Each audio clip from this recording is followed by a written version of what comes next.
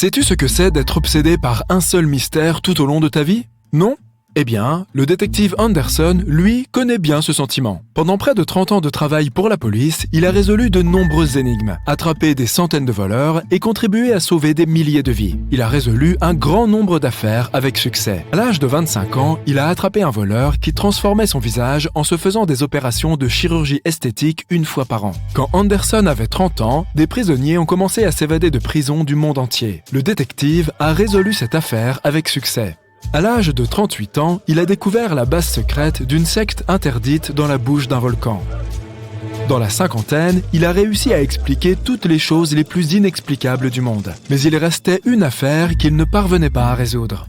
Il s'agissait de 2 mystères des années 50, des cas d'avions disparus. Toutes ces années, Anderson a fait défiler les détails de cette énigme. Malheureusement, il était trop jeune quand cette histoire a commencé. Il n'avait que des suppositions et des notes. Mais aujourd'hui, une pensée soudaine l'a frappé. Pour la première fois depuis de nombreuses années, il sent qu'il pouvait enfin résoudre ce mystère. Mais pour cela, il doit se plonger à nouveau dans cette histoire. Il a donc ouvert le placard et en a sorti 2 vieux magazines contenant des articles détaillés sur ces incidents. Le premier s'est produit pendant l'été 1955, le 1er juillet exactement. Le vol Pan Am 914 était sur le point de décoller de l'aéroport de New York avec 61 personnes à bord. Le modèle de l'avion était un Douglas DC-4. Il différait des avions modernes, ayant des hélices géantes au lieu de turbines. Tous les passagers ont attaché leur ceinture de sécurité. L'avion a commencé à rouler sur la piste, à accélérer et à décoller. L'avion allait en Floride, un vol de 3 heures. Les contrôleurs aériens surveillaient l'avion sur leur radar quand soudain, le Pan Am 914 a disparu. L'opérateur a essayé de contacter le pilote, mais n'a reçu aucune réponse. New York a signalé l'incident à la Floride. Ils ont répondu qu'ils ne voyaient pas l'avion non plus. Habituellement, les pilotes préviennent par radio si l'avion est sur le point de s'écraser ou entre dans une tempête. Mais cette fois-ci, rien. Après plusieurs tentatives infructueuses pour établir la connexion, ils ont déployé des opérations de recherche à grande échelle. La communication avec l'avion a été interrompue alors qu'il survolait l'océan Atlantique. La compagnie aérienne a donc dû admettre que l'avion s'était abîmé dans l'eau. Mais cette version n'était étayée par aucune preuve. Lorsque les avions tombent de cette façon, les sauveteurs trouvent des débris flottants. Certaines parties de la cabine ou des bagages remontent toujours à la surface. Or, cette fois, les sauveteurs n'ont rien trouvé. L'avion n'a pas émis de signaux de détresse et n'a laissé aucune trace de l'accident. On aurait dit qu'il avait simplement disparu dans les airs. Les gens ont oublié cette catastrophe pendant 37 ans. Et puis, quelque chose de bizarre s'est produit. 1992, Venezuela, aéroport de Caracas. La tour de contrôle a reçu un signal concernant un avion inconnu qui s'approchait d'eux. C'était bizarre, car il n'était pas censé être là. Il n'y avait aucun vol prévu à cette heure-là. L'avion était en train d'atterrir. L'aiguilleur et le reste du personnel de l'aéroport ont compris que quelque chose clochait. L'avion avait l'air vieux, avec d'énormes hélices au lieu de turbines. Après avoir atterri, le pilote a contacté l'aéroport. « Où sommes-nous » L'aiguilleur lui a demandé de s'identifier. Quelques secondes plus tard, il a reçu une réponse. « Nous sommes le vol Pan Am 914, parti de New York pour la Floride, avec un équipage de 4 personnes et 57 passagers à bord. » L'aiguilleur ne savait pas quoi faire. Lui et le personnel de l'aéroport ont compris à quel genre d'avion ils avaient affaire.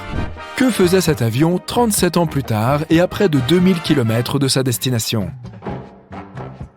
Après quelques secondes, l'aiguilleur a allumé son micro et a dit « Nous sommes le 9 septembre 1992. Vous êtes au courant ?» Une longue pause a suivi. Puis, le pilote a répondu paniqué. « Oh non, Jimmy, où sommes-nous? Non, ne vous approchez pas, partons d'ici tout de suite !» Le personnel de l'aéroport a vu le pilote agiter ses mains d'horreur à travers la vitre. Puis, il a démarré les moteurs et roulé vers la piste. Le Pan Am 914 a augmenté sa vitesse et a décollé. L'aiguilleur a essayé de l'arrêter, mais le pilote n'a pas répondu. L'avion a disparu dans le ciel et personne n'en a plus entendu parler depuis ce jour-là. Le détective Anderson a fini de lire l'article. Il fronce les sourcils et regarde par la fenêtre. Des gouttes de pluie frappent la vitre. La tempête à l'extérieur correspond parfaitement à ce qui se passe dans son esprit à ce moment-là. Il a l'air de savoir ce qui est arrivé à cet avion. Tous les indices sont là, sous ses yeux. Mais pour en être sûr, Anderson doit passer à l'affaire suivante. Il s'agit d'un autre article daté de 1989. Celle-ci s'est produite en 1954. Le vol 513 de Santiago Airlines a décollé de l'aéroport d'Allemagne de l'Ouest. L'avion devait atterrir au Brésil 18 heures plus tard. Il y avait 88 passagers et 4 membres d'équipage à bord. L'avion est passé derrière des nuages et a disparu des écrans radars. Les contrôleurs aériens ont essayé de contacter les pilotes mais n'ont pas reçu de réponse. 18 heures plus tard, ils ont contacté l'aéroport du Brésil. Les aiguilleurs brésiliens ne pouvaient pas confirmer l'atterrissage de l'avion et ne pouvaient pas non plus contacter les pilotes. L'opération de recherche a duré plusieurs mois, mais ils n'ont rien trouvé. Tout comme dans l'affaire du Paname 914. L'avion a disparu des radars alors qu'il survolait l'océan Atlantique. 2 ans plus tard, l'opération de recherche a pris fin et Santiago Airlines a cessé ses activités. Le 12 octobre 1989, les contrôleurs de l'aéroport au Brésil ont remarqué un avion de tourisme apparaître soudainement sur leur radar. Il n'a pas répondu aux questions du personnel de l'aéroport et s'est contenté de tourner au-dessus de l'aéroport. Au bout de quelques minutes, l'avion a atterri et rien. Personne n'a ouvert la porte. Les passagers ne sont pas sortis. Les pilotes n'ont pas répondu. L'avion était en parfait état. Un des aiguilleurs a réalisé qu'il s'agissait du vol 513 de Santiago Airlines, considéré comme perdu depuis 35 ans.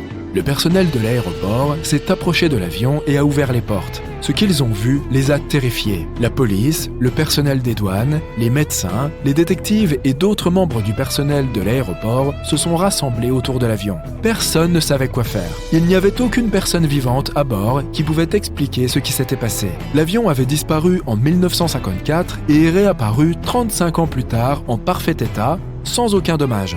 Jusqu'à aujourd'hui, personne n'a compris ce qui s'est passé. Le détective Anderson a remarqué que ces deux histoires étaient très similaires. Le Paname 914 a disparu en 1955. Santiago Airlines 513 a disparu en 1954. La différence était de presque 1 an. Anderson s'est gratté la tête et a remarqué un autre petit détail. Les 2 avions ont disparu des radars au moment où ils survolaient l'océan Atlantique. Il existe de nombreux mythes sur les vaisseaux fantômes et les phénomènes mystérieux liés au triangle des Bermudes. Le détective Anderson connaissait ces histoires, mais ces 2 avions disparus l'ont rendu perplexe. Il a regardé 2 articles et a tout compris. Exactement, la solution était là, juste devant ses yeux. Les 2 histoires ont été écrites dans le même journal. Il n'y avait pas d'aiguilleurs qui communiquaient avec les avions. On ne savait rien des passagers. Aucun journal, sauf celui-ci, n'a publié d'informations sur ces avions disparus. Il semble qu'ils aient simplement pris la même histoire et changé les dates, les lieux et les noms des vols. Oui, l'affaire était résolue. Tout était faux. La pluie s'est arrêtée, le détective Anderson a regardé par la fenêtre et a entendu le bruit d'un train qui passait. Il s'est souvenu d'une autre histoire bizarre et inventée. Une histoire de train fantôme. Elle a eu lieu en Italie en 1911. 100 passagers sont montés dans le train de la compagnie ferroviaire Zanetti. Il a traversé une région montagneuse pittoresque et est entré dans un tunnel de montagne et a disparu. Personne n'a revu le train depuis. Tous les passagers étaient perdus, mais pas pour longtemps. Ils sont réapparus dans le passé. Dans des documents datant de 1845, un médecin inconnu de Mexico a écrit au sujet d'une centaine d'Italiens qui seraient apparus dans la ville de nulle part. Ils étaient tous habillés de façon étrange et parlaient d'un train mystérieux. C'était une histoire complètement inventée. Il n'y avait aucune preuve ni aucun document concernant ce train et les personnes qui y étaient montées. Les pilotes ne sont pas autorisés à prendre des repas identiques lorsqu'ils travaillent. Imagine que tu es sur un vol transocéanique, l'avion survole l'océan Pacifique. Les hôtesses de l'air distribuent les repas du soir. Tout le monde se régale avec les pâtes. Mais la sauce a un goût un peu bizarre. C'est probablement normal. Après tout, on mange un repas d'avion. Cela ne peut pas avoir le goût d'une assiette de resto étoilé, n'est-ce pas? Le temps passe. Oh non! Tu avais raison. Il y avait effectivement un problème avec la nourriture. Mais si tous les passagers ont le même souci, les pilotes aussi. Pour éviter qu'ils ne soient tous les deux malades, on conseille donc aux pilotes de ne pas prendre le même repas au même moment. Ainsi, si un pilote se sent mal, l'autre peut prendre le relais. Il ne s'agit pas d'une règle impérative énoncée par les instances officielles d'aviation, mais la plupart des compagnies aériennes établissent leurs propres règles en la matière. C'est logique.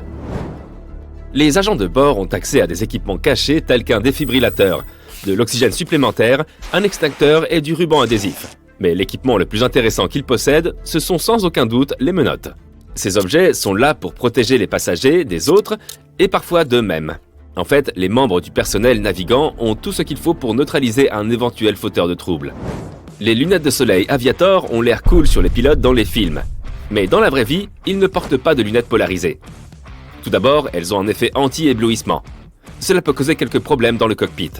Un pilote doit pouvoir lire les instruments, mais les équipements du cockpit, comme les écrans LCD, émettent une lumière polarisée. Un pilote portant ces lunettes ne pourra donc pas lire les écrans avec une efficacité de 100%.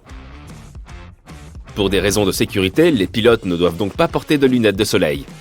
Imaginons un reflet éblouissant provenant du pare-brise d'un autre avion, mais que le pilote ait manqué le signe à cause de ses lunettes teintées. Ouch! Tu as déjà remarqué un trou dans la queue d'un avion? Eh bien, la plupart des avions commerciaux en ont un. La prochaine fois que tu monteras dans un avion, regarde de plus près. Le trou a un nom fantaisiste, le groupe auxiliaire de puissance. De l'extérieur, il ressemble à un trou, mais il s'agit en fait d'un moteur à turbine caché. La plupart du temps, l'APU reste éteint pendant tout le vol. Il commence à fonctionner lorsque l'avion atterrit. Il alimente les lumières de la cabine, l'air conditionné et tout l'électronique du cockpit. Mais ne sous-estime pas la performance de l'APU. Il peut également fournir la puissance nécessaire au démarrage des moteurs principaux. Tu viens de regarder une vidéo de Sympa et tu as appris ce que signifie l'APU, une manière parfaite de démarrer une conversation en soirée. Malheureusement, tu n'es pas d'humeur bavarde. Tu veux juste prendre l'avion, atterrir et commencer tes vacances. Mais pas de bol, il n'y a qu'une seule porte pour embarquer. Et tu es en queue de peloton. Pourquoi les avions n'ont-ils pas systématiquement plusieurs portes? Selon les spécialistes, le principal problème est que la passerelle prend beaucoup de place. Lorsqu'un avion est chargé par l'avant et par l'arrière, il occupe 2 passerelles. Ce qui n'est pas idéal pour les exploitants. Les aéroports récemment rénovés ou construits ont cependant tendance à avoir un double embarquement par rapport aux anciens terminaux. Changement de décor. Sautons dans un bateau de croisière. Il y a des passages cachés et des portes secrètes dans ces bateaux. Ce sont des secrets d'initiés. Le personnel du navire travaille le plus souvent dans sa zone réservée. Comment un employé peut-il se rendre d'un endroit à un autre sans utiliser les escaliers et les portes utilisées par les passagers? Eh bien, il existe un réseau de couloirs et d'escaliers tout autour du navire utilisé uniquement par l'équipage. Je suis sérieux quand je parle de portes secrètes. Elles se confondent avec les murs. Elles passent donc inaperçues pour ceux qui ne savent pas où se trouve la porte. Peut-être que tu peux tomber dessus par accident. Voici un indice. Fais attention aux murs près des escaliers des clients. Elles sont dans le coin. Dis-toi que ces gigantesques bateaux de croisière sont en fait des objets métalliques flottants. Ceci me conduit à une anecdote amusante sur les cabines de croisière. Les parois de la cabine du bateau de croisière sont magnétiques. Imaginons que tu fasses une croisière d'1 mois à travers plusieurs pays. Tu collectionnes des aimants sur le thème de la destination et tu décores ta cabine. Les vrais amateurs de croisière connaissent cette magie des aimants. Ils placent donc quelques crochets magnétiques dans leur bagage. Astuce, utilise aussi les crochets magnétiques pour ajouter des rangements supplémentaires dans ta cabine. Accroche des vêtements et des accessoires, des cartes postales ou des chapeaux, ce que tu veux. Parlons encore de navires. Pourquoi certains vaisseaux et bateaux ont-ils des petits trous qui laissent échapper l'eau en permanence pour garder la cale exempte d'eau? L'eau s'accumule au fil du temps dans la cale et la pompe de la cale l'évacue automatiquement. Les bateaux n'ont pas de phare. L'utilisation d'un phare pourrait pourtant empêcher les accidents, non? S'il fonctionne pour les voitures, pourquoi pas pour les navires? Les phares sont la source de lumière, mais la lumière qui en sort rebondit sur la source lumineuse à un moment donné. Avec les voitures par exemple, les phares fonctionnent parce que la zone à éclairer est étroite et que l'on peut facilement intervenir si l'on voit un obstacle sur la route. Pour les bateaux, c'est extrêmement compliqué. La source lumineuse doit être suffisamment puissante pour éclairer la zone que le capitaine souhaite surveiller. Les gros cargos, par exemple, ont besoin de plus d'1 kilomètre pour s'arrêter ou prendre des décisions. De plus, il faut imaginer à quel point la lumière du navire doit être plus intense pour éclairer toute la zone située devant lui. Les navires se repèrent à l'aide de différentes sortes de feux appelés feux de navigation. Ils sont petits mais pratiques. Ils sont disposés de manière standardisée pour que les bateaux puissent se repérer les uns les autres. Ce qui est fascinant, c'est qu'ils ne servent pas seulement à se repérer dans l'obscurité. Ils indiquent aussi les mouvements et les directions des autres navires. Voici un exemple. Imagine un bateau équipé de 2 feux de navigation. Celui de l'avant est plus bas, près du plancher du navire. L'autre, à l'arrière, est en hauteur. Ce qui signifie que le bâtiment va vers la droite. Il peut passer en toute sécurité à côté des autres sans les heurter. Les trains n'ont pas de ceinture de sécurité. Un peu bizarre, non? Chaque fois qu'il y a un accident lié au train, cette question revient sur le tapis. Presque partout dans le monde, on ne trouve pas de ceinture de sécurité dans les trains. Plusieurs études ont été réalisées sur ce sujet. Certaines d'entre elles ont créé des simulations d'accidents. Et les résultats ont été surprenants. L'utilisation de la ceinture de sécurité dans un train pourrait en fait potentiellement augmenter le nombre de blessures. Dans les voitures, les ceintures de sécurité sont très efficaces pour protéger le passager et sont systématiquement utilisées. La logique qui sous-tend la ceinture de sécurité est de protéger la personne lorsqu'une collision entraîne une décélération rapide. Mais les trains ont un tel élan qu'ils ne s'arrêtent pas immédiatement. Dans un avion, les passagers utilisent une ceinture de sécurité au décollage, à l'atterrissage et en cas de turbulence. Ce n'est pas le cas pour les trains. Entrer et sortir d'une gare ne présentent pas un risque élevé. Les experts estiment que la concentration du conducteur et les entretiens réguliers constituent les meilleurs moyens pour renforcer la sécurité ferroviaire. À présent donc, tu voyages en train, tu regardes par la fenêtre. Il y a de petites pierres le long des voies ferrées pour t'accompagner dans ton voyage. Ces pierres sont officiellement appelées ballasts de voies ferrées. Elles remplissent une fonction très importante. Elles soutiennent et entretiennent la voie. Mais elles ne sont pas là par simple coïncidence. Maintenant, regarde les pierres de plus près. Tu peux remarquer qu'il n'y en a pas une bien taillée sur les voies. Ce ne sont pas des pierres ordinaires disposées de manière aléatoire sur les rails. Chaque rocher présente des arêtes vives et abruptes. Ces arêtes s'accrochent les unes aux autres. Elles protègent le chemin de fer contre les chocs violents. Elles facilitent l'écoulement de l'eau en cas de forte pluie et empêchent l'herbe et les autres mauvaises herbes de pousser. Maintenant, imaginons qu'on les remplace par des cailloux ronds. Ils vont glisser vers le bas. Finalement, le ballast s'écroulera et les voies s'effondreront. C'est bien la dernière chose que l'on souhaite, surtout si l'on est un passager de ce train, pas vrai? Tous les avions transportant plus de 19 passagers doivent être équipés d'une hache d'urgence. Elle est généralement installée quelque part dans l'appareil comme dispositif de sécurité contre les incendies. Ainsi, en cas d'incendie électrique, les membres d'équipage peuvent ouvrir le cockpit ou couper des cloisons. Les pilotes peuvent même casser le pare-brise si quelque chose de grave se produit et que les passagers doivent être évacués. Leur couleur blanche sert à protéger les avions de ligne contre le rayonnement solaire et ses effets. Les avions doivent rester au frais dans les aéroports des pays très chauds pendant que les passagers embarquent et débarquent. La peinture blanche brillante réfléchit les rayons du soleil. Elle protège aussi certaines parties de l'avion qui sont faites de matériaux composites et évite qu'elles ne s'abîment. Les rayons ultraviolets étant plus élevés à haute altitude. Les avions de ligne doivent atteindre une vitesse minimale de 250 km/h pour être stables et effectuer leur décollage en toute sécurité. Certains avions plus petits peuvent maintenir leur altitude même à des vitesses avoisinant les 50 km/h. Mais à une vitesse aussi faible, un avion peut rapidement être déstabilisé et peut même ne pas réussir son décollage. Les traînées blanches que les avions laissent derrière eux, également appelées traînées de condensation, sont créées par de la vapeur d'eau. La vapeur est produite pendant la combustion du carburant dans les moteurs des avions. Lorsque l'avion atteint son altitude de croisière à 10 000 mètres, les températures deviennent très basses, environ moins 55 degrés Celsius. C'est vraiment très froid, par conséquent l'eau se transforme en particules de glace. La durée pendant laquelle ces particules vont rester visibles dépend principalement de l'humidité. Plus le taux d'humidité est élevé, plus ces traînées sont épaisses et elles restent visibles même longtemps après que l'avion s'est éloigné. Dans le monde entier, des avions sont frappés par la foudre presque tous les jours. Un avion ordinaire en service commercial est frappé en moyenne une fois par an. La fréquence à laquelle cela se produit dépend de plusieurs facteurs. Tout d'abord, le nombre d'atterrissages et de décollages effectués par l'avion. Car la foudre frappe surtout à des hauteurs comprises entre 1500 mètres et 4500 mètres. Cela dépend aussi de l'emplacement. Par exemple, il est plus probable qu'un avion soit frappé par la foudre autour de l'équateur que dans certaines autres parties du monde. Les avions modernes sont conçus pour résister à la foudre. Grâce à des tests, on s'assure qu'ils sont capables de supporter ces impacts. Les avions volent généralement à des altitudes allant jusqu'à 11 km. Il y a quelques avantages, par exemple une plus faible traînée aérodynamique, ce qui signifie aussi une consommation plus faible de carburant. Les températures en altitude sont également plus basses, ce qui rend les moteurs à réaction plus efficaces. Cette partie de l'atmosphère est aussi moins turbulente, ce qui contribue à rendre les vols plus agréables. Certains avions sont déjà allés dans l'espace, mais pas ceux que tu vois dans les aéroports. Ces avions classiques ont besoin d'air pour s'élever et l'espace n'est fait que de vide. Le premier avion à être entré dans l'espace a été conçu il y a environ 70 ans. Lors de son premier vol, il a généré de la portance et de la stabilité grâce à des ailes fines et courtes. Il a voyagé à plus de 5 fois la vitesse du son. Il y a au moins 1 sextillion de planètes dans notre univers. Pour te donner une idée de l'énormité de ce chiffre, notre planète pèse presque 1 sextillion de fois plus qu'un ours ou un animal similaire.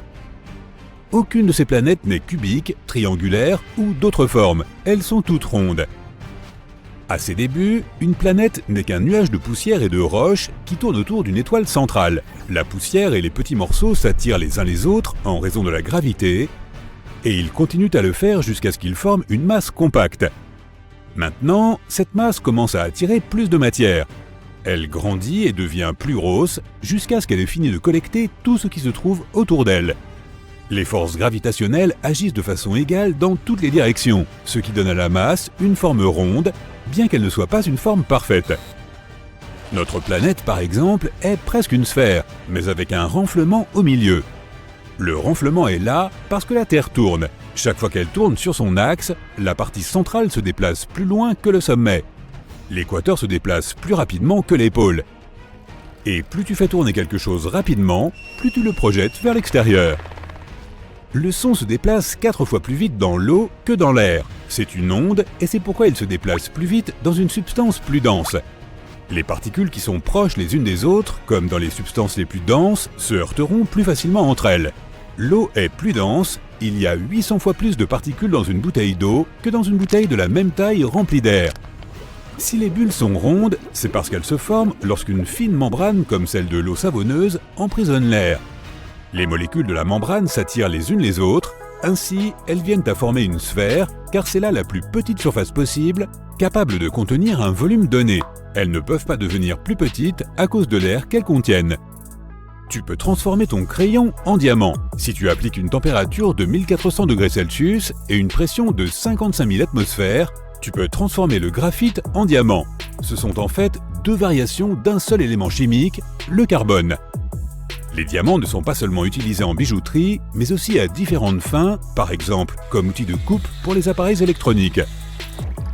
Les castors sont d'incroyables bâtisseurs capables de créer des structures complexes au bord des rivières. Ils les construisent pour se protéger des animaux sauvages qui pourraient s'en prendre à eux, comme les loups ou les ours, mais pas de la façon dont on pourrait le croire au premier abord. Les castors ne vivent pas vraiment dans leurs barrages, ils les utilisent seulement comme barrière pour créer une sorte de bassin d'eau plus profonde. C'est là que se trouve leur véritable maison, au milieu de cette étendue d'eau. C'est comme une petite île ou une cabane en forme de dôme. C'est une zone sèche où les castors sont en sécurité. Ils peuvent aussi y stocker leur nourriture. Ces étendues sont suffisamment profondes pour éviter la présence d'autres animaux terrestres. Les castors creusent des tunnels sous-marins qui relient la terre à leur maison. Si un prédateur arrive, ils peuvent rapidement se réfugier en lieu sûr. Certains animaux dorment debout. Les zèbres, les éléphants, les chevaux et certains oiseaux comme les flamants roses. Les vaches peuvent aussi dormir debout, mais elles préfèrent se coucher quand elles veulent se reposer. Pour dormir debout, les animaux doivent être capables de bloquer leurs genoux afin que leurs pattes restent droites et verticales. De cette façon, ils n'ont pas besoin de mobiliser leurs muscles.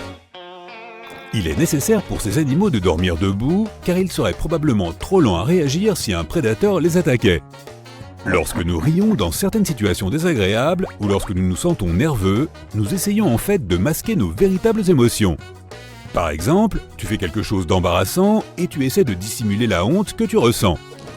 De plus, nous sommes plus détendus après avoir ri, donc si tu glousses nerveusement dans une situation désagréable, cela peut t'aider à évacuer certaines de tes émotions négatives.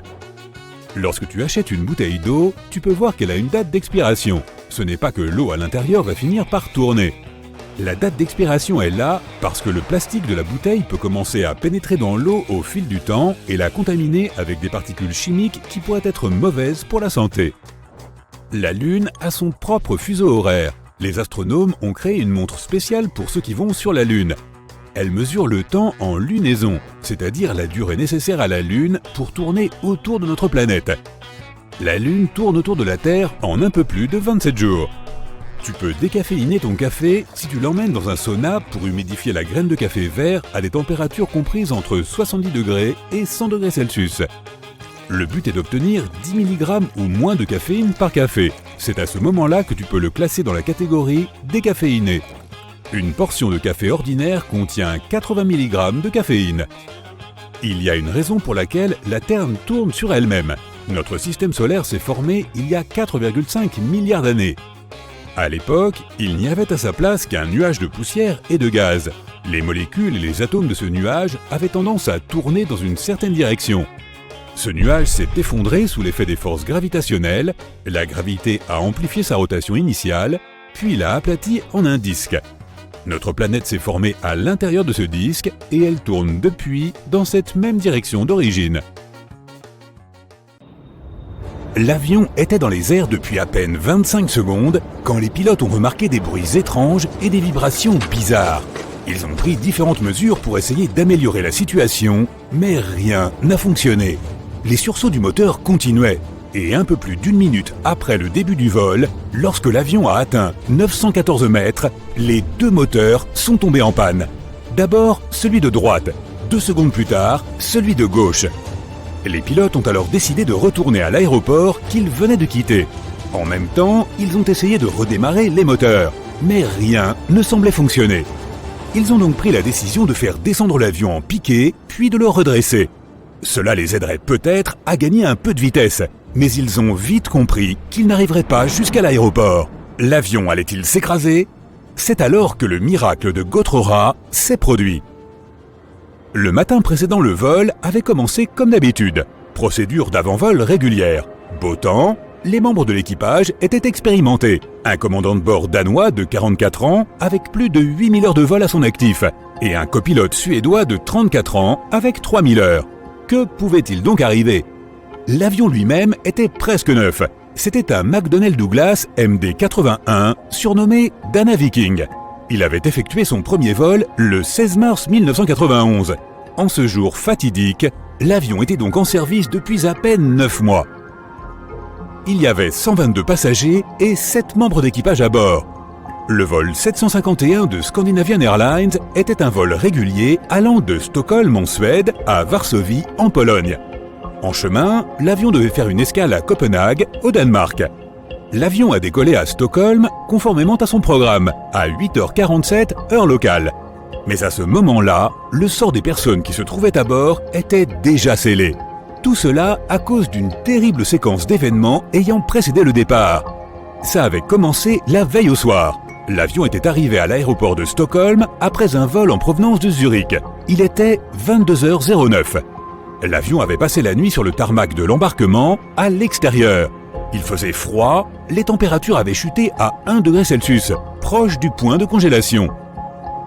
Ce qui rendait la situation encore plus mauvaise, c'est qu'il restait encore près de 2700 kg de carburant glacé, refroidi pendant le vol, à l'intérieur des réservoirs situés dans les ailes. Si le carburant était si froid, c'est parce que l'avion avait volé à l'altitude de croisière, où la température de l'air à l'extérieur de la cabine varie à cette époque de moins 52 degrés Celsius à moins 62 degrés Celsius. Le vol depuis Zurich avait duré environ 1 heure et 40 minutes. Peu après minuit, un technicien était venu vérifier l'appareil. L'homme avait dû retirer de la neige fondue du train d'atterrissage. Sinon, il n'aurait pas pu l'examiner. Vers 2 heures du matin, au moment de repartir, il avait constaté que du givre recouvrait la partie supérieure des ailes. Au matin, la situation était devenue encore plus grave. Une couche de glace transparente, presque invisible, s'était formée sur le dessus de celle-ci. L'avion devait quitter la porte d'embarquement vers 8h30. 1 heure avant le départ, le mécanicien en charge de l'avion s'était rendu compte qu'un peu de glace recouvrait à présent le dessous des ailes. Il avait décidé de s'assurer qu'il n'y en avait pas également sur le dessus. Il avait grimpé sur une échelle et posé un genou sur l'aile. Puis il s'était penché pour toucher la partie avant de l'aile. Il n'y avait pas de glace, juste de la neige fondue. Le mécanicien avait alors décidé de vérifier que tout allait bien au niveau de l'entrée d'air de l'un des moteurs. Il n'avait rien trouvé là d'anormal. Peu après, le personnel avait utilisé plus de 1000 litres de liquide de dégivrage pour éliminer la glace de l'avion. Le mécanicien avait consulté le commandant de bord et ordonné au personnel de dégivrer également le dessous des ailes. Après tout, il avait vu de la glace à cet endroit. Mais personne n'avait pensé à revérifier s'il y avait de la glace transparente sur le dessus. Après avoir terminé la procédure, le mécanicien avait dit au commandant de bord « Nous avons fini, le dégivrage est terminé. Il y avait beaucoup de neige et de glace, mais tout est à présent en ordre. » Le commandant de bord l'avait remercié et avait poursuivi les procédures d'avant-vol. L'avion roulait à présent jusqu'à la piste. Les systèmes antigel de ses moteurs étaient allumés et n'indiquaient aucun dysfonctionnement. Mais plusieurs passagers ont affirmé plus tard avoir vu de la glace glisser sur la partie supérieure des ailes pendant que l'avion décollait. Pourtant, l'avion a réussi à quitter le sol et s'est dirigé vers Varsovie comme d'habitude. Mais peu après le décollage, plusieurs morceaux de glace se sont détachés. À pleine vitesse, ils sont venus percuter les turbines des moteurs près de la queue des deux côtés de l'avion, démolissant les pales. Cela a entraîné une surtension en divers endroits. Et ce qui s'est passé ensuite est entré dans l'histoire. Quelque part dans la cabine, le commandant de bord de Scandinavian Airlines, Per Holmberg, qui était à bord en tant que passager, a remarqué que quelque chose n'allait pas. Il a d'abord informé le membre d'équipage assis sur le strapontin arrière que le moteur droit surchauffait. Ils ont ensuite essayé de contacter le commandant et son copilote, sans succès. Le commandant passager s'est alors précipité dans le cockpit et a demandé s'il pouvait aider les pilotes. Le copilote lui a donné la liste de contrôle d'urgence et le commandant lui a demandé de démarrer le groupe électrogène auxiliaire, une petite turbine à gaz située dans la queue de l'avion. Les conseils et l'aide de Holmberg ont été précieux, mais ont-ils suffi à sauver l'avion et les personnes qui se trouvaient à son bord? Lorsque l'avion est sorti de l'épaisse masse de nuages à une altitude de 270 mètres, les pilotes se sont rendus compte qu'ils n'auraient pas assez de temps pour retourner à l'aéroport. Un atterrissage d'urgence était inévitable. Le commandant passager a transmis l'ordre au personnel de cabine qui a commencé à préparer les passagers. Il y avait un vaste champ au nord de là où se trouvait l'avion, mais le commandant savait qu'il n'aurait pas assez de temps pour l'atteindre. Il a donc choisi un champ beaucoup plus petit au milieu d'une zone boisée. Ce n'était pas loin du village de Gottrora, dans l'Uppland, en Suède. L'avion était à peine à 420 mètres au-dessus du sol lorsque le commandant passager a commencé à sortir les volets. À 55 mètres, le commandant a informé Stockholm « Nous nous écrasons au sol ». 7 secondes plus tard, l'avion a heurté plusieurs arbres et a perdu un gros morceau de son aile droite.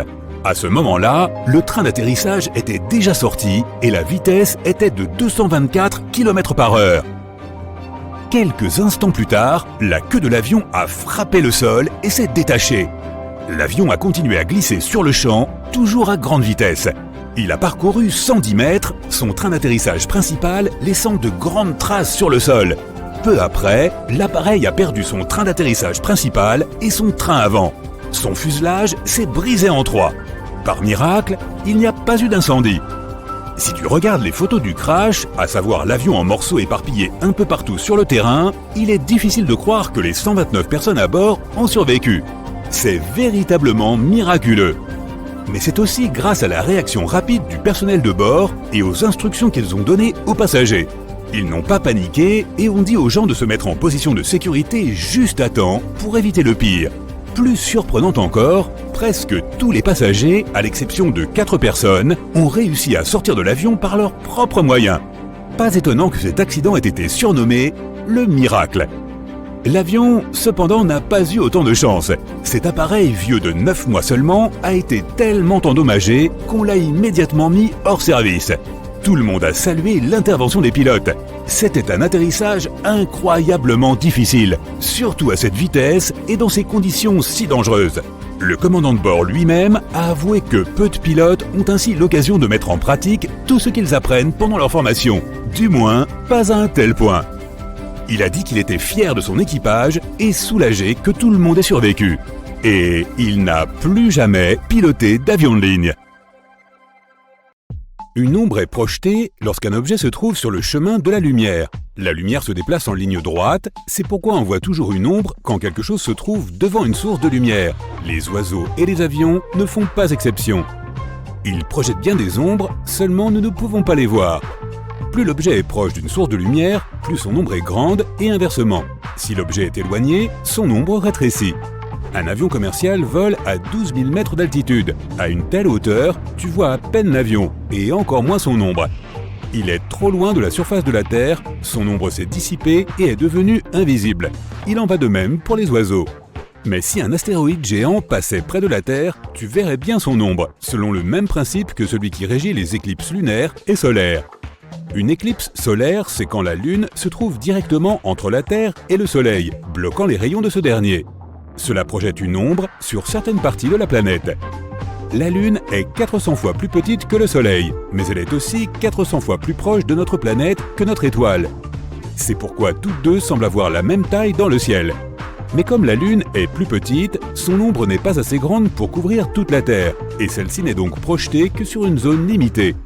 La foudre n'est jamais un triangle, une ligne droite ou un cercle. Elle a une forme en zigzag. Il s'agit d'un courant électrique, comme ceux qui font marcher nos machines chez nous, sauf que celui-ci est beaucoup plus puissant. Il emprunte toujours le chemin de moindre résistance. Il y a beaucoup de choses dans l'air, comme des particules de poussière, des gaz et d'autres substances, et c'est ça qui le rend si irrégulier. Disons que tu as un monticule de sable devant toi. Si tu verses de l'eau dessus, elle ne s'écoulera pas vers le bas en ligne droite, mais selon un tracé spécifique, cherchant le meilleur chemin à travers le sable. Eh bien, c'est la même chose avec les éclairs. Il y a en Antarctique des icebergs qui ressemblent à des vagues océaniques géantes figées en mouvement. Mais malgré leur apparence, ils ont été formés sur une durée extrêmement longue. La glace a été soulevée, comprimée et façonnée par les vents et les autres éléments, prenant finalement la forme d'une vague un peu accidentellement. Les Blood Falls, ou cascades de sang, sont visibles en marge d'un glacier d'Antarctique d'où s'écoule une espèce de liquide rouge qui ressemble à du sang. Selon les scientifiques, c'est la présence d'un lac salé à forte teneur en fer sous le glacier qui est à l'origine de ce phénomène. Le point de congélation de l'eau salée étant plus bas que celui de l'eau douce, il en résulte une fonte de la glace et partant, cet écoulement. Mais comme il s'agit du glacier le plus froid de notre planète, l'eau peut couler en permanence sans le faire fondre, et cette couleur rouge est due au fer contenu dans l'eau. L'Antarctique est le seul continent où l'on ne trouve pas de reptiles. Ils ont le sang froid, ce qui signifie qu'ils dépendent de la chaleur de leur environnement pour se réchauffer et ne peuvent pas survivre dans les régions froides et glacées comme l'Antarctique. Les pingouins peuvent donc se détendre, aucun serpent ou crocodile ne viendra les importuner. Seul un quart du Sahara est constitué de sable. Il y a des montagnes et des oasis, mais la majeure partie du désert est recouverte de gravier. Et ce n'est pas le plus grand désert sur Terre. L'Antarctique est plus vaste. Tout comme les gens, les arbres cessent de pousser arrivés à un certain âge. Les scientifiques pensent que cela pourrait être dû au fait que lorsqu'un arbre vieillit et atteint une certaine hauteur, il a du mal à pomper l'eau du sol et à la faire remonter jusqu'à son sommet, en raison de la gravité. Certains arbres, comme le baobab, commencent à se développer vers l'extérieur plutôt que vers le haut lorsqu'ils atteignent leur taille maximale. Le baobab pousse d'environ 1 cm par an. L'Australie se trouve au-dessus de l'une des plaques tectoniques se déplaçant le plus rapidement au monde, soit 6,3 cm par an vers le nord, ce qui correspond à la vitesse de croissance de nos ongles et de nos cheveux. Si tu as l'impression de perdre ton temps quand tu cherches quelque chose à regarder à la télévision, sache que les scientifiques sont unanimes sur le sujet. Une personne passe environ 1,3 ans à zapper entre les chaînes en quête d'un programme digne d'intérêt. Il est possible de voir des arcs-en-ciel la nuit. C'est un phénomène rare qu'on appelle arc-en-ciel lunaire, et il se produit lorsque la lumière de la Lune est réfléchie et dispersée par l'humidité et les gouttelettes d'eau présentes dans l'atmosphère. Les arcs-en-ciel lunaires surviennent principalement dans les zones où il pleut beaucoup et près des chutes d'eau qui baignent dans la brume. Lorsque tu casses un œuf sur la terre ferme, tu fais parfois quelques saletés, mais à 18 mètres sous l'océan, la pression atmosphérique est 2,8 fois supérieure sur ton œuf. Pour cette raison, il restera en place comme s'il possédait une coquille invisible et ressemblera à une sorte de méduse un peu bizarre. Les étoiles ne scintillent pas vraiment, leur lumière est constante et régulière, mais lorsqu'elles passent dans l'atmosphère de la Terre, elles se heurtent aux particules de l'air, ce qui la déforme. Les différentes couches d'air bougent constamment, ce qui modifie aussi la courbure de la lumière et on a l'impression que les étoiles scintillent. Dans la baie d'Hudson au Canada, la gravité est plus faible que dans d'autres parties de notre planète. Ce n'est pas que les gens y flottent librement comme dans l'espace, mais c'est un peu comme si tu y étais naturellement au régime. Une gravité plus faible entraîne une moindre densité, donc tu pèserais moins là-bas que partout ailleurs. La gravité dépend de la densité de la Terre. Par conséquent, elle est inégale. Lors de la dernière période glaciaire, la baie d'Hudson était recouverte d'un glacier de 3,2 km d'épaisseur. Comme il était très lourd, il poussait sur la roche présente au-dessous de lui. Il y a plus de 20 000 ans, les glaciers ont commencé à fondre, mais la région a gardé la forme que lui avait donnée la glace. Le seul sport jamais pratiqué sur la Lune est le golf. En 1971, un astronaute est allé sur la Lune et a tapé 2 balles de golf, les envoyant voler dans l'atmosphère de faible gravité à la surface de notre satellite. La section Ming de la Grande Muraille de Chine fait environ 8800 km de long. Il te faudrait donc environ 18 mois pour la parcourir à pied. Contrairement à la croyance populaire, on ne peut pas la voir à l'œil nu depuis l'espace. Les homards ne sont pas biologiquement immortels. Ils vieillissent avec le temps, mais produisent aussi une enzyme spéciale capable de réparer leurs cellules. Elle réplique aussi leur ADN indéfiniment, ce qui leur permet de vivre très longtemps. Si tu te rendais dans la partie la plus profonde de l'océan, tu ressentirais une pression incroyablement forte, plus de 8 tonnes pour 6,5 cm², ce qui serait comme d'avoir 50 avions posés sur la tête. Le Soleil est le plus gros objet que tu puisses trouver dans notre système solaire, mais avec toutes ces planètes rocheuses, ces géantes gazeuses, ces astéroïdes et ces planètes naines, le Soleil représente 99,8% de la masse totale de notre système. Le Soleil est actuellement dans la phase la plus stable de son cycle de vie, mais dans environ 5 milliards d'années, il sera à court d'hydrogène, son carburant. Si nous sommes en mesure d'assister à des couchers de soleil, c'est parce que l'atmosphère de notre planète agit comme un prisme. Les scientifiques appellent cela la diffusion. La distance est la plus grande entre nous et le Soleil au moment de son coucher, ce qui signifie qu'il y a plus de particules et de molécules dans l'air. Elle diffuse une partie de la lumière violette et bleue à courte longueur d'onde dans différentes directions. Ce processus se produit des millions de fois avant que le faisceau de lumière solaire n'atteigne nos yeux. Et c'est à ce moment que nous voyons d'autres couleurs comme l'orange ou le jaune. Les tsunamis peuvent atteindre une vitesse de plus de 800 km/h, ce qui est aussi rapide qu'un avion à réaction. Leur énergie étant stable, ils peuvent se déplacer dans l'océan sans presque rien perdre de leur force jusqu'au rivage. Les poulpes sont parmi les créatures les plus intelligentes de la mer. Ils s'orientent dans des labyrinthes, résolvent des problèmes et ont une assez bonne mémoire à court terme. Les scientifiques pensent que leur intelligence leur vient de leur vie dynamique. Ils se déplacent rapidement, se cachent dans des endroits inhabituels, colonisent de nouveaux habitats, bougent de manière imprévisible et plongent leurs tentacules dans les crevasses pour trouver de la nourriture. Tout cela est suffisamment stimulant pour que leur cerveau se développe en permanence. Ces célèbres têtes, connues sous le nom de statues Moai sur l'île de Pâques, ont aussi un corps. Ils sont simplement cachés sous la surface. Il y a près de 900 statues Moai sur l'île. Les scientifiques ont découvert que la Nouvelle-Zélande fait partie d'une masse continentale plus grande qui se trouve sous l'eau. 94% du territoire se trouverait sous la surface. On l'appelle Zéalandia et on le considère comme un micro-continent. Peut-être qu'un jour, il sera même le 8e sur la liste. Les plats, sur les tables de la salle à manger du bateau de croisière, semblent tout juste avoir été préparés. On dirait que tout le monde vient à peine de partir. Tu paniques et tu te précipites à l'extérieur, sur le pont principal. Des pantoufles et des sandales traînent un peu partout, mais il n'y a personne.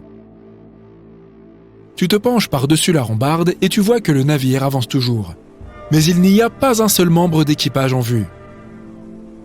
D'abord, tu te dis qu'ils se sont tous rassemblés quelque part pour une raison que tu ignores. Alors, tu te diriges vers la passerelle de navigation. Tu traverses de longs couloirs labyrinthiques pour atteindre la timonerie. La porte est grande ouverte et le régulateur de vitesse a été enclenché. Quelques scénarios défilent dans ta tête. Le scénario numéro 1 est que pendant que tu dormais, tous les autres se sont réveillés et ont décidé de te faire une farce. Ils doivent donc se cacher quelque part sur le navire. Au moment où tu paniqueras parce que tu te croiras seul, ils sortiront tous de leur cachette pour te surprendre. Et il y aura une fête et du gâteau.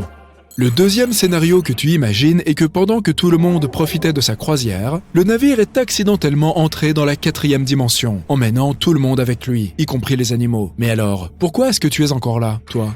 Dans le troisième scénario, les passagers et l'équipage ont trouvé un meilleur bateau et ont décidé d'abandonner celui-ci pour continuer la croisière sur l'autre. Ils ont tout simplement oublié de te le dire. Mais pourquoi n'ont-ils pas emporté leurs affaires et n'ont-ils même pas pris le temps de finir leur repas? Tu essayes de comprendre comment fonctionnent les commandes. Mais pour toi, tous ces boutons et ces lumières qui clignotent ne forment qu'un immense gadget incompréhensible. Il n'y a pas de manuel, mais il y a une connexion Wi-Fi et elle est assez bonne. Tu démarres ton ordinateur portable pour faire une recherche rapide afin de savoir comment piloter cet énorme véhicule. Tu comprends rapidement que le navire est en pilote automatique. Il est équipé de capteurs capables de détecter les moindres variations de la houle. Tu vas sur les réseaux sociaux pour essayer de contacter quelqu'un, mais ton téléphone n'a pas de signal. Seul ton ordinateur portable est connecté grâce à son câble.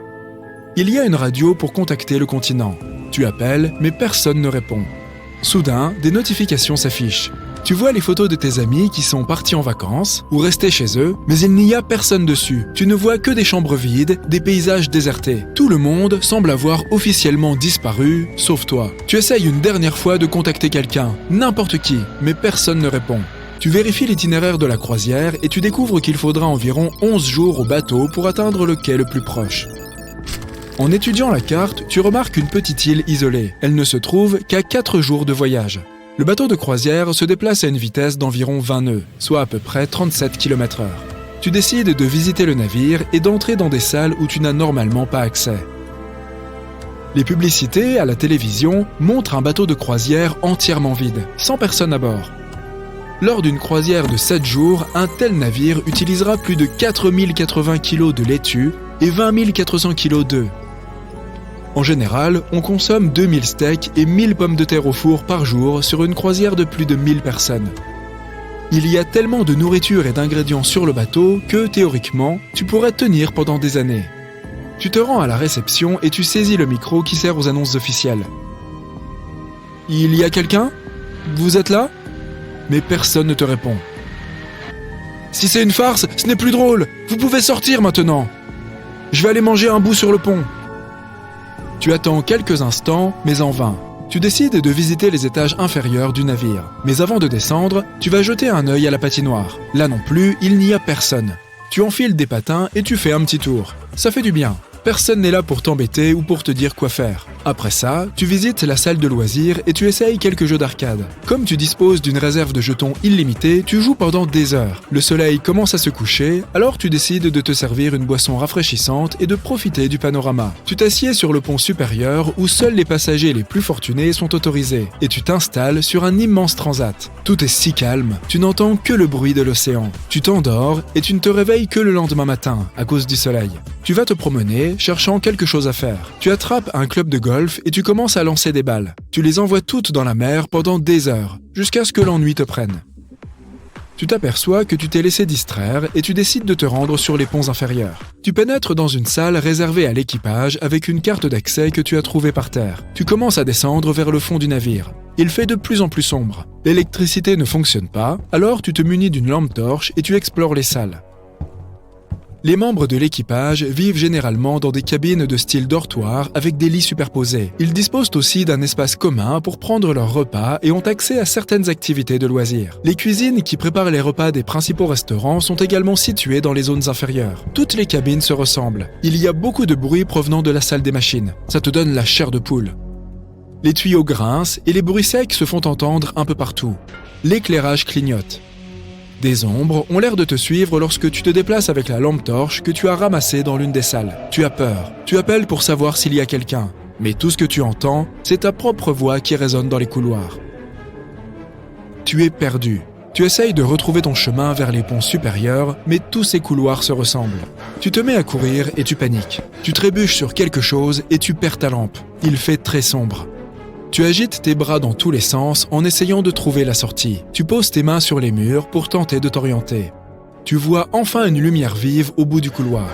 Tu te diriges vers elle.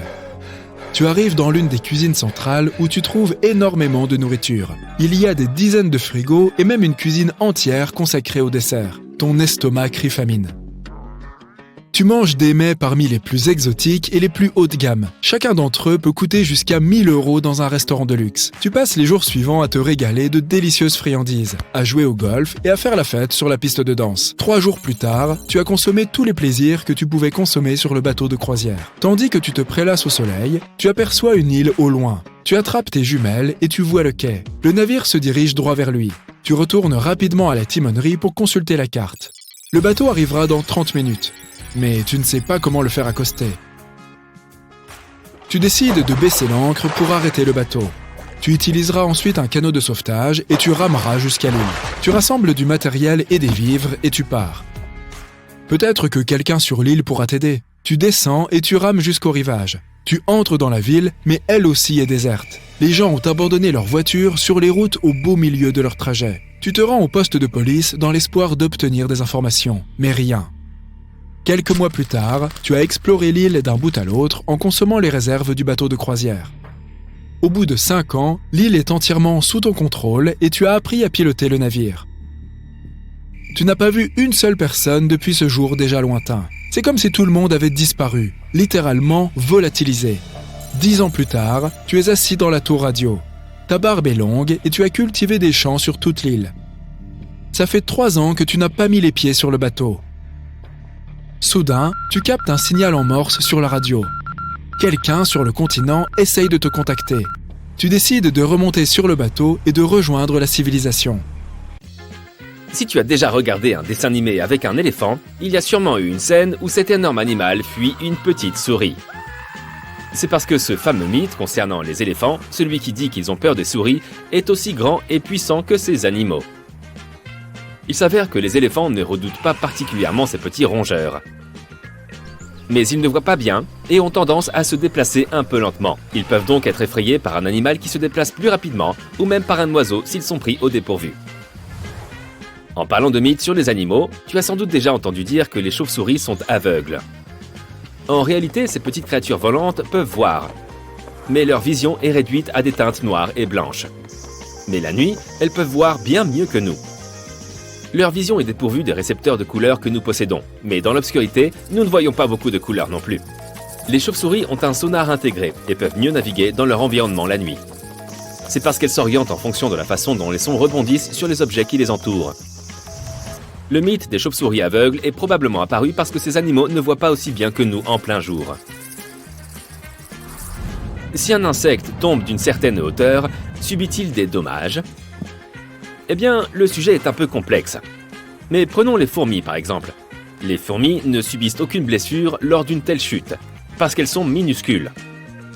Beaucoup d'autres insectes peuvent tomber sur des kilomètres et s'en sortir tout aussi bien. L'explication est liée à la physique. Mais pour le dire simplement, la plupart des insectes ne sont pas assez lourds pour avoir un impact sur la surface qu'ils heurtent. De plus, en tombant, ils ne prennent pas vraiment de vitesse.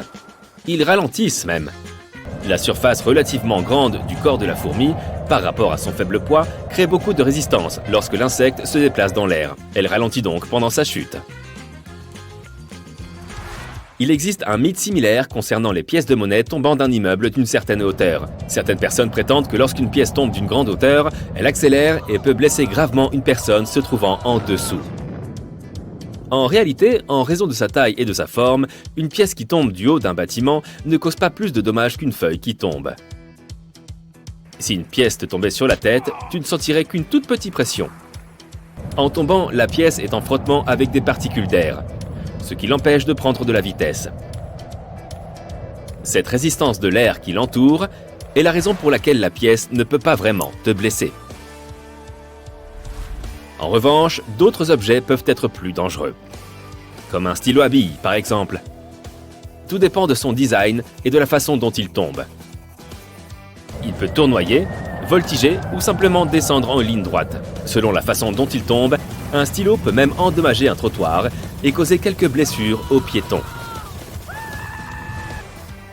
Tu te souviens de la règle des 5 secondes lorsqu'un aliment tombe par terre ?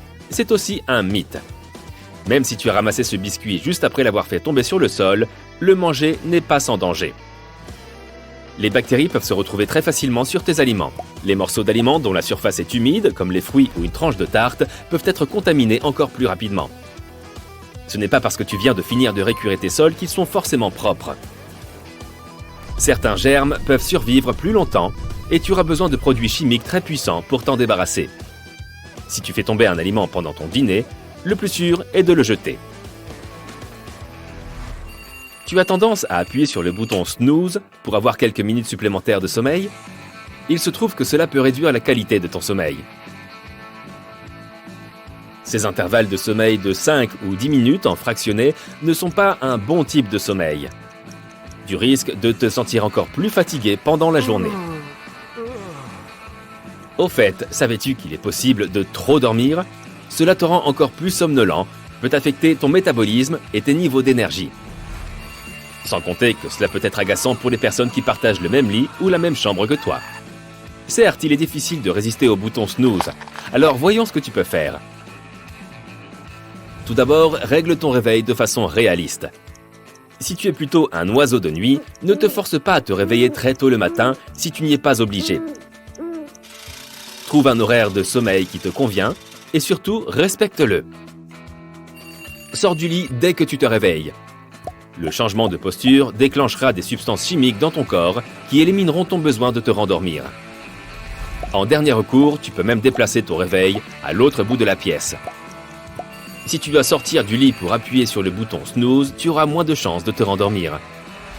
Tu as peut-être entendu dire que la foudre ne frappe jamais 2 fois au même endroit. Cette information est dangereusement fausse, car justement, la foudre frappe souvent 2 fois exactement au même endroit, ou du moins à proximité. Donc, si jamais tu te trouves dans un espace ouvert pendant un orage, la meilleure chose à faire est de trouver un abri. Ne touche pas non plus à des objets mécaniques ou électriques. Si tu es à l'intérieur, ne t'approche pas des fenêtres. Si l'orage se déclenche alors que tu es en train de faire du cerf-volant, le mieux est d'arrêter jusqu'à ce que l'orage passe. Passons au mythe sur le corps humain. Certaines personnes affirment que nous n'utilisons que 10% de notre cerveau à tout moment.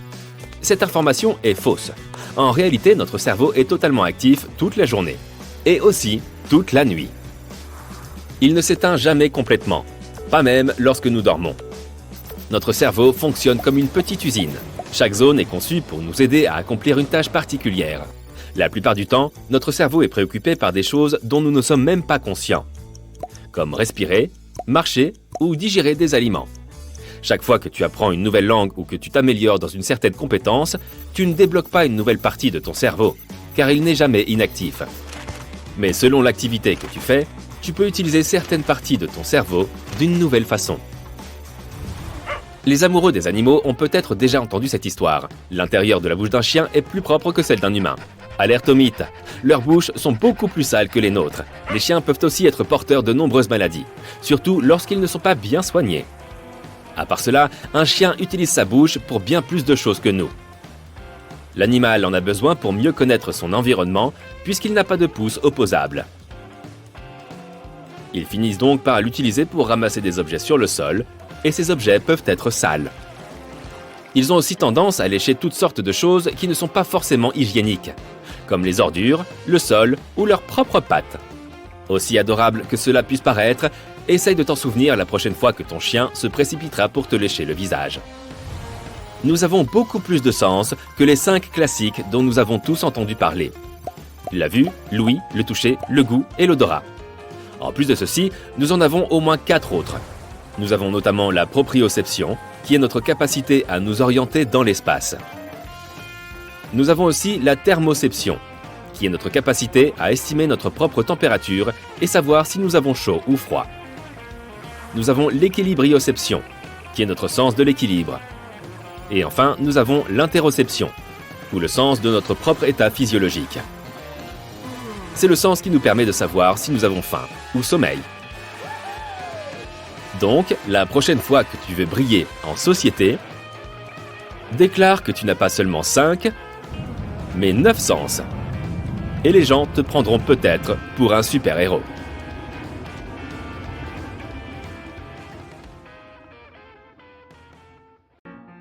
Tout est prêt. Tu es sous les projecteurs et tout le monde te regarde. Les lumières se reflètent sur le piano. Tu poses tes mains sur les touches et tu commences à jouer. Puisque tu as 20 doigts par main, tu peux jouer beaucoup de notes en même temps pour plus d'intensité. chaque accord est enrichi et embelli par davantage de notes grâce à tes 40 doigts. À la fin du récital, tout le monde se lève et t'applaudit. Le bruit des applaudissements est intense car les paumes des mains de tous ces gens sont énormes pour y faire tenir leurs 20 doigts. Te voilà maintenant sur une barque au milieu d'un lac, prête à plonger. Ton ami te convainc de faire la course jusqu'à la rive.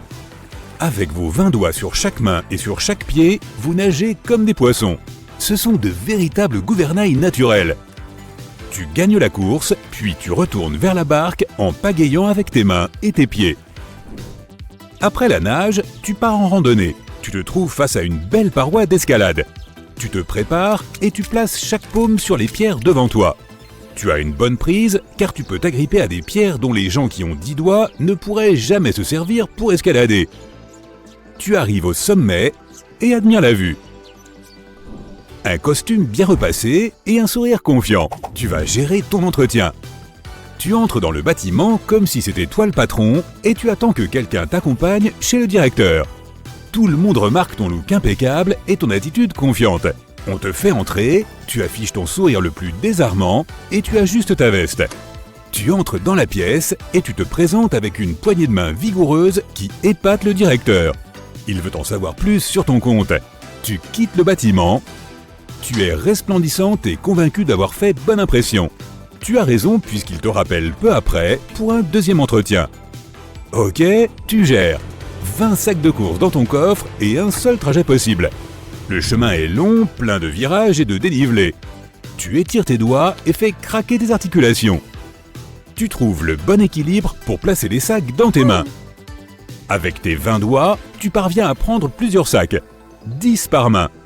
C'est lourd, mais bon. C'est un peu comme si tu étais à la salle de sport. Tu sors les sacs de ton coffre et tu traverses rapidement la route jusqu'à chez toi. Bravo!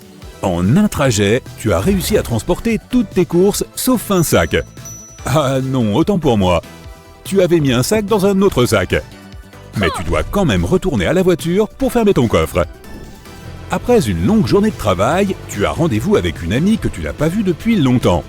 Ta journée a été vraiment dure. Tu repères un salon de manucure sur la route et tu t'arrêtes pour un petit soin rapide. Mais avec 20 doigts par main, ça prend le double de temps. L'heure avance et tu n'as qu'une main de fête. Ton amie t'appelle pour te dire qu'elle t'attend au café. Tu passes à la main suivante. Tu as enfin fini et tu te précipites au café pour rejoindre ton ami. Tu es en retard, mais au moins, tu as la classe. Tu participes à un salon sur les nouvelles technologies. Des douzaines de personnes présentent leurs nouveaux produits.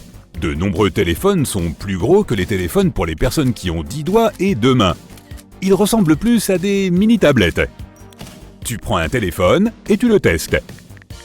Avec tes 4 pouces, tu tapes super rapidement sur le clavier. L'écran est suffisamment grand pour le reste de tes doigts. Tu passes aux ordinateurs et tu remarques une idée intéressante. Un ordinateur portable avec un clavier très large pour que tu puisses taper facilement. Tu ouvres un nouveau document et tu commences à écrire. Tu es surprise par ce confort d'écriture. Dommage que tu doives attendre que le produit soit effectivement lancé sur le marché pour pouvoir te l'offrir. Tu es en train de t'échauffer à la salle de gym. Tu te prépares pour ton prochain exercice. Tu montes sur le ring et tu t'entraînes sur un sac de frappe.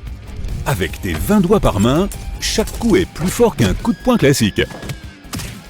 Tu t'étires après chaque coup et tu continues ton entraînement. Tu passes à l'exercice suivant afin de te préparer pour le grand jour. Te voilà dans la forêt et tu t'entraînes au tir à l'arc. Tu places 2 canettes côte à côte, puis 2 autres canettes par-dessus. Tu prends ton arc et tu le tires en utilisant les 10 doigts de chaque main. Tu places 2 flèches avec soin et tu relâches. Tu touches facilement les canettes. Maintenant, tu augmentes la difficulté et tu places les 4 canettes côte à côte. Tu tournes ton arc à l'horizontale et tu tires jusqu'à ce que la tension soit suffisante.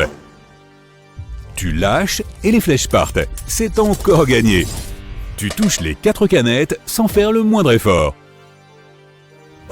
Puisque tu as 20 doigts par main, il te faut au moins 7 ou 8 cibles côte à côte. Tu utilises un arc long, mais ça ne va pas être facile de viser. Tu te concentres, tu décoches tes flèches et tu tires en plein dans les mille. Si tu avais 50 doigts par main, ta façon de marcher et ton apparence en seraient d'autant plus altérées. Tes mains seraient si lourdes que tu aurais besoin de bras très musclés pour maintenir ton équilibre et soutenir tes doigts. Tout serait plus grand, y compris ton téléphone et ton ordinateur. Les manches des guitares seraient adaptées. Il y a 6 cordes sur une guitare normale, mais sur ces méga-guitares, il y aurait au moins 30, voire 40 cordes. La musique ne serait plus limitée par les caractéristiques physiques humaines. Tous les instruments devraient être adaptés à ces 50 doigts par main, comme les trompettes, les pianos, les harpes et les saxophones. Un trio ferait l'effet d'un orchestre, et un orchestre fera l'effet de... 5 orchestres. Tu es tranquille à la maison en train de jouer aux jeux vidéo avec un ami. Chaque manette fait la taille d'une table basse. Ce n'est pas rien une main avec 50 doigts, donc les manettes ont des supports. Il y a tellement de boutons et de touches qu'on se perd rien qu'à les regarder. Tu joues à un jeu de foot en contrôlant chaque joueur individuellement. Avec de telles capacités de mouvement et de coordination pour un total de 100 doigts, ton cerveau est plus gros que la moyenne et tu es parfaitement multitâche. Tu bats ton ami. C'est lui qui gagne la revanche. Au 3e match, vous êtes à égalité. Vous vous tapez dans les mains. L'impact des mains à 50 doigts produit des ondes sonores qui arrivent jusque chez tes voisins. Avoir beaucoup de doigts sur les mains signifie que les objets tangibles et ergonomiques devraient être bien plus grands que la moyenne. Il serait super éprouvant d'aller chez un bijoutier parce que tu devrais trouver une bague qui puisse convenir à n'importe lequel des 50 doigts que tu as sur chaque main. L'industrie du gant pèserait des milliards, puisque la fabrication d'un seul gant engendrerait des coûts exorbitants. Dessiner avec un stylo normal deviendrait vraiment compliqué. Tous les stylos et les objets de papeterie seraient 10 fois plus grands que ceux qui existent aujourd'hui, et coûteraient beaucoup plus cher. Les verres seraient plus grands ou plus larges pour que tu puisses les saisir correctement. Ta main serait beaucoup plus grande, et tes doigts s'étendraient tout autour de la paume comme des pétales de tournesol. Si tu avais chaud, tu n'aurais pas besoin d'éventail pour te rafraîchir. Il serait aussi plus facile d'attraper du sable pour faire un château de sable. Avec des mains aussi grandes, tu pourrais créer des boules de sable et construire un méga château super vite. Et si tu faisais une bataille de boules de neige, il faudrait que tu te prépares à recevoir des boulets de canon au lieu de boules de neige normales. Oh là, tu n'y vas pas de main morte. Il y a des tonnes de gens dehors. Tu te ferais un chemin à travers la foule qui rit, discute, crie et bouge constamment. C'est une belle nuit d'été et on a l'impression que toute la ville est sortie se balader. Tu décides de prendre un raccourci à travers le parc. Tu es déjà près du lac quand tu trébuches et l'instant d'après, tu dégringoles vers l'eau. Heureusement, tu t'arrêtes à temps pour ne pas être trempé. Il est temps d'estimer les dégâts. Une bosse sur la tête, de la glace sur tes vêtements, tes mains et ton visage. Des taches vertes laissées par l'herbe sur tes baskets. Ah, et des dizaines de personnes qui rient de ta maladresse. Bon, ça pourrait être pire. Tu te lèves et tu es sur le point de remonter la pente quand le monde autour de toi plonge dans l'obscurité. Oh non! La chute a dû être plus grave que tu ne le pensais au début. T'es-tu cogné la tête au point de perdre la vue? Tu te calmes un peu quand tu entends les gens autour crier. Qu'est-ce qui se passe? C'est un blackout? Tu ne peux plus rien voir, même pas la lune. Après quelques minutes très tendues, la lumière revient. Toi et d'autres personnes poussent un soupir de soulagement. Rien de grave. Tu rentres enfin chez toi. Tu es fatigué et encore un peu secoué après ta chute. Tu prends donc une douche rapide et tu mets une poche de glace sur la bosse de ta tête. Rapidement, la poche tombe sur le sol. Tu t'es endormi. Bip, bip, bip. Tu essaies d'arrêter l'alarme de ton téléphone, mais tu ne fais qu'envoyer ton appareil sur le sol. En gémissant, tu te redresses dans ton lit. Ta tête te fait mal. En la soutenant avec la main, tu te lèves et te traînes jusqu'à la salle de bain. Quelque chose d'étrange attire ton attention dans le couloir, mais tu n'arrives pas à comprendre de quoi il s'agit. Tu allumes la lumière dans la salle de bain, te préparant mentalement à voir une énorme tache violette sur ton front. Et... rien. Non, ce n'est pas qu'il n'y ait pas de marque sur ton visage. Le fait est que ton miroir est vide. Enfin, pas exactement. Il ne te reflète tout simplement pas. Tu rigoles, les nerfs sûrement. Tu t'approches du miroir, rien. Tu t'éloignes, toujours rien. Il doit être cassé. C'est là que ça te frappe. Les miroirs ne se détraquent pas, du moins pas de cette façon. S'ils ne te reflètent pas, quelque chose doit clocher chez toi. Tu as 2 théories plausibles. La première, après t'être cogné la tête, tu es tombé dans le lac et tu n'en es jamais sorti. Et maintenant, tu es un fantôme. 2, pendant le blackout, un vampire t'a mordu. Et tout le monde sait que les vampires ne se reflètent pas dans les miroirs. Tu reprends tes esprits. À quoi penses-tu? Ni les fantômes ni les vampires n'existent. Il doit y avoir un problème avec la couche réfléchissante à l'arrière. Tu essaies de regarder derrière le miroir, mais tu te cognes le nez contre la vitre. Tu cours jusqu'à la chambre pour voir ton autre miroir. Vide! 3 minutes plus tard, tu découvres qu'aucun miroir de ton appartement ne te reflète. Personne ne doit le découvrir, ou je serai enfermée dans un laboratoire jusqu'à la fin de mes jours. Tu fais les 100 pas dans ta chambre quand ton téléphone se met à sonner. C'est ton amie Nora. Elle a l'air bizarre. Salut. Tu ne veux pas venir chez moi? J'ai déjà invité Nick et Allison. Tu te peignes soigneusement les cheveux et tu examines ton visage du bout des doigts. Malheureusement, tu n'arrives pas à sentir si la bosse sur ton front est visible. Tu mets une casquette, tu enfiles ta veste et tu quittes l'appartement. Les rues ont l'air désertes, c'est le moins qu'on puisse dire. Au lieu de la foule habituelle du matin, il n'y a que quelques personnes et ils ont l'air de se faufiler en douce. Tu traverses une route normalement fréquentée quand tu te rends compte qu'il n'y a presque pas de voiture. Par chance, tu arrives à trouver un taxi. Quand tu montes dans la voiture, le chauffeur ajuste le rétroviseur pour que tu ne puisses pas le voir. C'est étrange. À un moment donné, tu regardes dans le rétroviseur et tu remarques une voiture qui roule derrière ton taxi. Et cela n'aurait rien de spécial s'il y avait un conducteur dans cette voiture. Mais le miroir dans lequel tu regardes indique que le véhicule se déplace tout seul. Alors peut-être que cette invisibilité réflective n'est pas seulement ton problème? Une fois chez ton ami, tu te rends compte que ce n'était pas que la voix de Nora qui était bizarre. Son apparence aussi. Son rouge à lèvres déborde et elle a visiblement mal boutonné sa chemise. Cela ne fait que confirmer tes soupçons. Quand tes autres amis arrivent, ils ne sont pas mieux. Les cheveux de Nick sont en désordre. Allison a du dentifrice sur la joue. On dirait que chacun d'entre vous essaie de se comporter de manière nonchalante mais échoue lamentablement.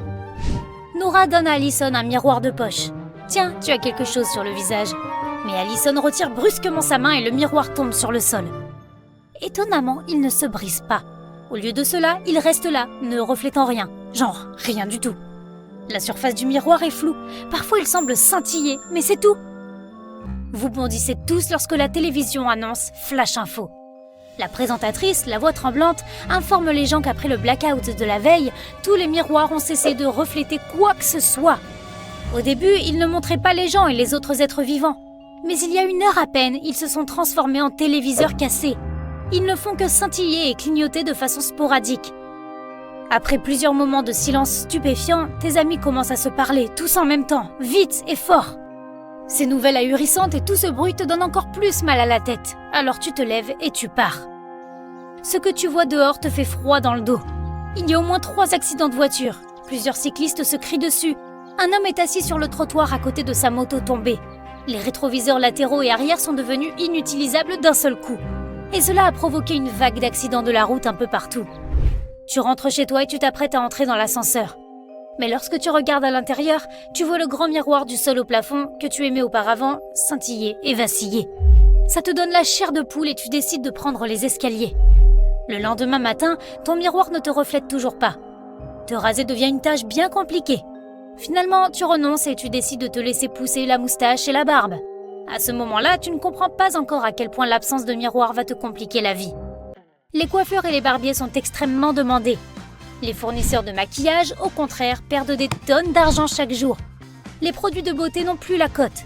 Se maquiller est si difficile de nos jours que la plupart des gens y renoncent. En l'absence de miroir, la plupart des gens ont commencé à manger davantage et ont pris un peu de poids supplémentaire. Ils ne veulent pas suivre de régime strict. De moins en moins de personnes se soucient de leur apparence. Ils prennent confiance en eux et commencent à apprécier davantage leur personnalité. Bien sûr, presque personne ne se risque à conduire sans être capable de voir ce qui se passe autour. Et même si les gens conduisent, ils se déplacent extrêmement lentement. Il n'est donc pas étonnant que tu aies besoin de sortir la tête par la fenêtre en permanence pour t'assurer que tu ne vas pas provoquer un accident. Certains conducteurs demandent à leurs passagers de le faire. Dans ce cas, leurs voitures ont une dégaine assez drôle, avec une tête sortant de chaque fenêtre. Le principal moyen de transport est désormais la bicyclette. Les gens sont en meilleure forme et en meilleure santé. L'air est maintenant propre et frais, sans les gaz d'échappement des voitures. Différents appareils qui utilisaient des miroirs, comme certains types de télescopes, de microscopes et même de lampadaires, ne fonctionnent plus. Les photographes ne peuvent plus utiliser leurs appareils photoréflexes dotés de miroirs et doivent se procurer des appareils numériques. Le nombre de selfies que les gens prennent augmente à une vitesse incroyable. Sans miroir, c'est le seul moyen de vérifier à quoi tu ressembles. Les gens ont aussi plus de temps libre aujourd'hui. Il est surprenant de constater le temps que passe une personne face à un miroir. Les scientifiques travaillent jour et nuit pour trouver la solution à ce problème inattendu. Ils expérimentent différents matériaux, essayant de trouver quelque chose qui reflèterait le monde aussi bien que les miroirs. Les constructeurs automobiles ont changé de stratégie. Ils ont commencé à développer des voitures autonomes qui n'ont besoin ni de rétroviseurs, ni de conducteurs. Elles interagissent avec les autres voitures sur la route, et leurs passagers peuvent simplement se détendre dans leur siège et faire ce qu'ils veulent. Et comment tu fais, toi, face à cette situation ? Eh bien, tu t'es laissé pousser une superbe barbe et tu ressembles maintenant à un viking. Grâce à la marche et au vélo, tu es musclé, bronzé et plein d'énergie. Tu ne regrettes certainement pas cette crise du miroir. Toutes les espèces de la planète doivent s'adapter au monde qui les entoure pour survivre. Les êtres humains ne font pas exception. Il y a quelques millions d'années, nous n'existions pas. Le plus vieux squelette humain moderne jamais découvert date d'environ 196 000 ans. Mais même au cours de cette période relativement courte, notre espèce a beaucoup évolué. En fait, nous n'avons jamais cessé d'évoluer. C'est du moins ce que pensent certains scientifiques, et certaines de nos caractéristiques semblent le prouver. Il y a environ 20 000 ans, je n'étais pas encore né à l'époque, seuls les enfants pouvaient boire du lait sans avoir de maux d'estomac. Mais alors, les humains se sont mis à domestiquer des animaux comme les vaches et les chèvres. Un nouveau gène s'est développé dans notre corps au fil des générations.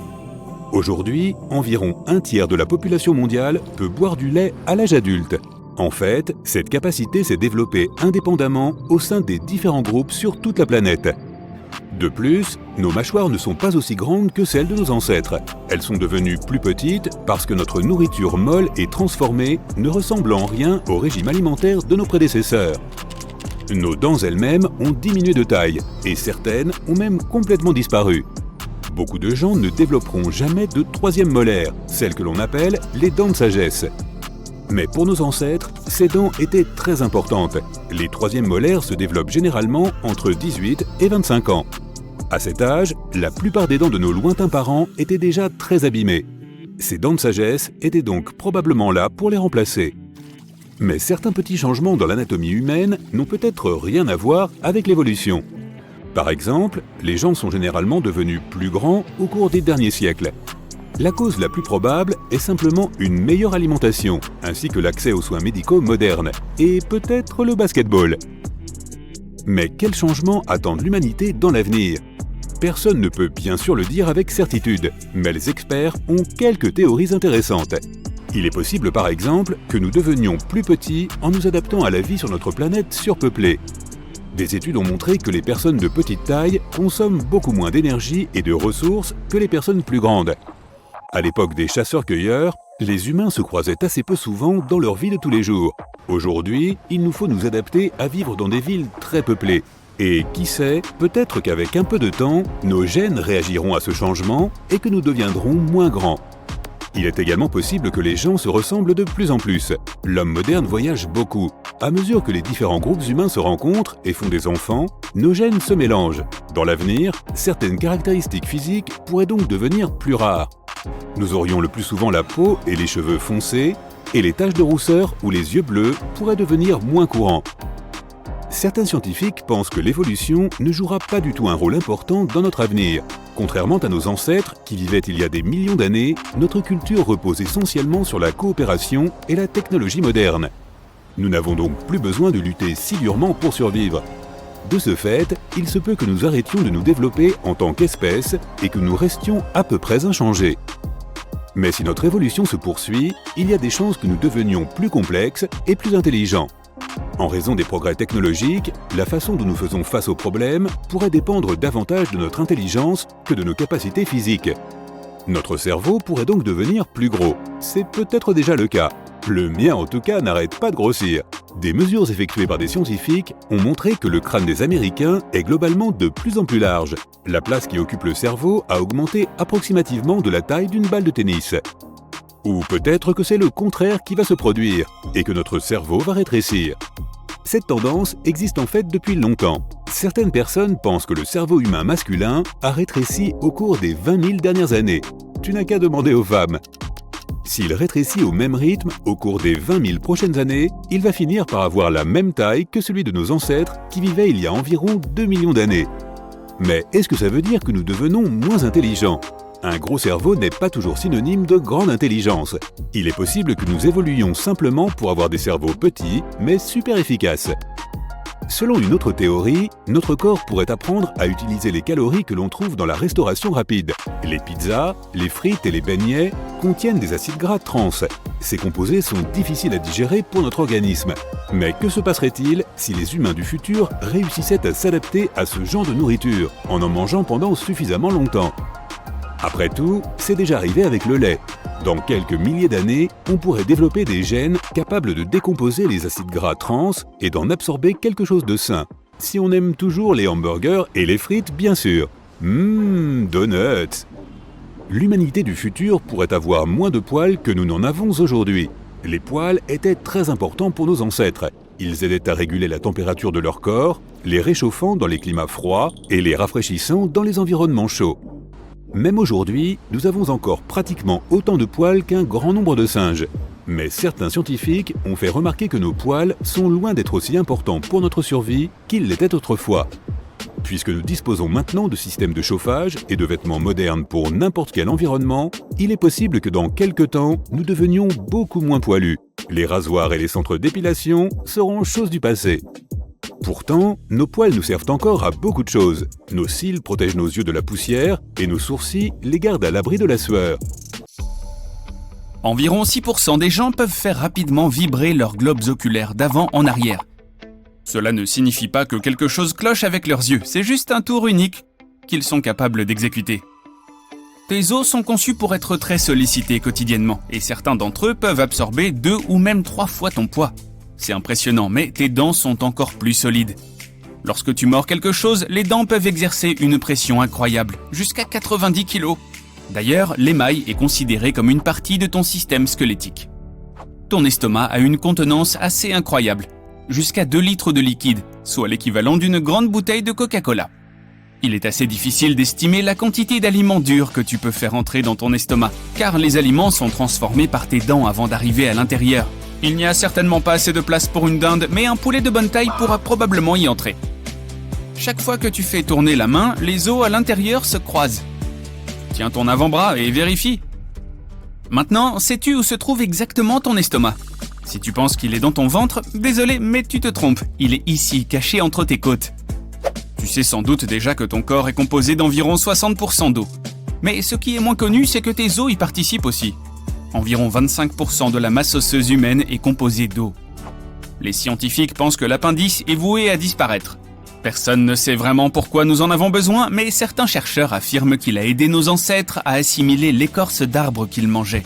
Comme cela ne fait plus partie de notre alimentation quotidienne, l'appendice pourrait disparaître de notre corps sans aucune conséquence. L'œil humain a une certaine ressemblance avec le moteur d'une voiture. Ils ont tous deux besoin de divers liquides pour fonctionner correctement. Un moteur a notamment besoin d'essence et un œil a besoin de larmes. Pour bien fonctionner, les larmes doivent être bien réparties dans tout l'œil. C'est pourquoi nous clignons des yeux jusqu'à 20 000 fois par jour. On peut donc dire que la paupière joue un peu le même rôle que le lave-glace. Presque tout notre corps est couvert de poils, même si nous ne les remarquons pas. Ils poussent même dans le nombril. Leur fonction est d'attraper les peluches. La seule partie du corps humain qui ne reçoit aucun nutriment du sang est la cornée de l'œil. Au lieu de ça, elle est nourrie par les larmes et le liquide qui se trouve à l'avant de tes yeux. Si tu n'as jamais su que tu avais un garde du corps personnel, pense-y plus sérieusement. Ton foie est ton agent de sécurité personnel qui te protège des toxines et de bien d'autres choses que tu ne veux pas avoir. Il est quasiment indestructible et peut se régénérer. Lorsque tu rougis, cela indique une augmentation du flux sanguin dans ton corps. Non seulement tes joues deviennent un peu rouges, mais la paroi de ton estomac aussi. C'est parce qu'il contient beaucoup de vaisseaux sanguins, et quand il y a plus de sang que d'habitude, il devient rouge. environ 43% seulement de ton corps t'appartiennent vraiment. Tu es composé à plus de 50% de minuscules petites créatures qui vivent principalement dans ton intestin et d'autres parties de ton corps, sans jamais en sortir. Pourtant, même si tes propres cellules sont moins nombreuses que les cellules microbiennes, tu en as tout de même environ 100 trillions. N'hésite pas à les compter si tu n'y crois pas. La paroi de ton estomac est renouvelée tous les 3-4 jours afin d'empêcher qu'il se mange lui-même. Les acides digestifs que nous avons peuvent être en effet très dommageables. Une chose qui se repose sûrement pendant que tu dors, c'est ton nez. Tu ne sentiras rien de désagréable dans ton sommeil. Le fait est que ton odorat est pratiquement désactivé la nuit. S'il y a une odeur nauséabonde dans ta chambre, tu ne seras même pas dérangé. Nous pouvons accidentellement digérer de petits objets en plastique, du verre, des pièces de monnaie et bien d'autres. Ils ressortiront via le tube digestif dans les 48 heures. Pas besoin de faire le test, tu peux nous faire confiance là-dessus. Les scientifiques pensaient autrefois que nous pouvions distinguer environ 10 000 odeurs. Mais des recherches récentes ont montré que nous sommes en réalité capables d'en distinguer plus d'1 trillion. Nous nous en souvenons également mieux que toute autre chose. Et les odeurs peuvent même évoquer des souvenirs lointains. Nous pouvons digérer de minuscules quantités de plastique, mais le système digestif humain ne peut pas vraiment supporter l'herbe. Les animaux qui broutent ont des dents spéciales et plusieurs estomacs pour traiter les feuilles et l'herbe crue, alors que nous n'avons rien de tout cela. Parmi les mammifères, seuls les humains peuvent marcher uniquement sur leurs 2 membres postérieurs et garder cette posture toute leur vie. Tu pourrais objecter que les kangourous ou les gorilles se déplacent de la même façon, mais les premiers utilisent leur queue comme une 3e jambe, et les seconds utilisent leurs longs bras pour garder leur équilibre. L'estomac est le plus important défenseur du système immunitaire. L'acide chlorhydrique présent dans notre estomac tue les toxines alimentaires dangereuses, les virus et les bactéries qui y pénètrent avec les aliments que tu manges. Cet acide peut même digérer l'estomac lui-même, mais la muqueuse le protège. La graisse corporelle n'est pas totalement mauvaise, elle sert de matériau isolant, de réserve d'énergie et d'amortisseur. Ton corps envoie le plus de graisse dans la région de ta taille, car c'est là que se trouvent tes organes internes. Si quelque chose t'arrive, cette couche de graisse pourrait protéger tes organes vitaux de dommages irréparables. Nous avons 2 muscles vraiment très rapides, ceux qui contrôlent la fermeture des paupières. Ce sont même les muscles les plus rapides de notre corps. Les yeux sont fragiles et ont besoin d'être protégés. C'est pourquoi lorsque le réflexe est déclenché, ces muscles ferment les yeux en 100 millisecondes environ, soit 1/10 de seconde. Nous ne percevons que les couleurs violet-bleu, vert-jaune et jaune-rouge. Tout le reste est une combinaison de ces 3 nuances. Il est impossible de calculer le nombre de ces combinaisons que l'œil humain voit, car chaque personne a de légères différences visuelles. Mais il y a environ 1 million de combinaisons en moyenne. Même si tu te brosses les dents 2 fois par jour et que tu n'oublies jamais le bain de bouche, ta bouche reste l'une des parties les plus sales du corps humain. Des millions de bactéries y vivent. La bonne nouvelle est que la plupart de ces bactéries sont bonnes pour le corps et le protègent des mauvaises bactéries et des virus. Le 2e endroit le plus sale est ton nombril, et c'est probablement parce que c'est le premier endroit ignoré. Le fait est que nous ne l'utilisons plus vraiment après notre naissance, si bien que cette zone délaissée accumule toutes sortes de germes, de sueur et de saleté. Le nombril abrite plus de 2300 espèces bactériennes, et il a besoin d'une attention particulière. Tu penses que tu dois ta poignée de main solide à tes séances assidues de musculation? Eh bien, tu devrais plutôt remercier ton petit doigt. Bon, peut-être pas, mais l'auriculaire est le doigt le plus fort qui soit. Il est responsable de 50% de la force de ta main. Pourtant, le doigt le plus utilisé est le pouce. Il assure à lui seul 40% de l'action de la main. Ton chien n'a pas vraiment un odorat plus développé que le tien. On dit souvent que les chiens ont un odorat supérieur, et cela a probablement commencé lorsqu'un chercheur du 19e siècle a qualifié les humains de non-renifleurs. Personne n'a jamais fourni de tests sensoriels pour étayer cette théorie, mais les gens y ont quand même cru pendant longtemps. La vérité est que différents types d'animaux peuvent identifier différents types d'odeurs. Une expérience a été réalisée dans laquelle des volontaires humains devaient suivre une odeur à la trace. Les chercheurs ont trempé de la ficelle dans de l'essence de chocolat, puis l'ont placée en zigzag sur une pelouse. Les volontaires n'étaient pas autorisés à utiliser d'autres sens. Ils avaient les oreilles bouchées, les yeux bandés, et ils portaient des gants épais et des genouillères. La conclusion de cette expérience a été que même si nous ne sommes pas aussi efficaces que les chiens, nous pouvons suivre une piste olfactive et même devenir bien meilleurs si nous nous entraînons. Il est intéressant de noter que les humains sont plus sensibles à certaines odeurs que les chiens, comme celles des fruits ou des fleurs. C'est parce que durant leur évolution, les chiens n'ont pas eu besoin d'aiguiser leur odorat pour ces types d'odeurs. Un écran de télévision ne diminue pas ta vue, Du moins, il n'y a aucune preuve que regarder un écran de télévision puisse vraiment faire du mal à tes yeux. C'est la même chose pour les écrans de téléphone ou d'ordinateur. Les regarder peut effectivement entraîner une fatigue oculaire, mais dans la plupart des cas, un repos approprié permet de la faire partir. Mais cela ne veut pas dire que regarder la télévision ou fixer ton téléphone trop longtemps n'a pas de conséquences négatives sur d'autres aspects de ta vie, comme une baisse de la concentration et un manque de socialisation, entre autres. Être capable d'enrouler sa langue n'est pas vraiment un trait génétique, même si les professeurs de biologie disent souvent que ce don repose sur un gène dominant. Une étude a montré que 7 jumeaux sur 33 ne partageaient pas réellement cette caractéristique. Les vrais jumeaux ont pourtant les mêmes gènes, ce qui implique qu'ils devraient aussi partager ce trait de caractère.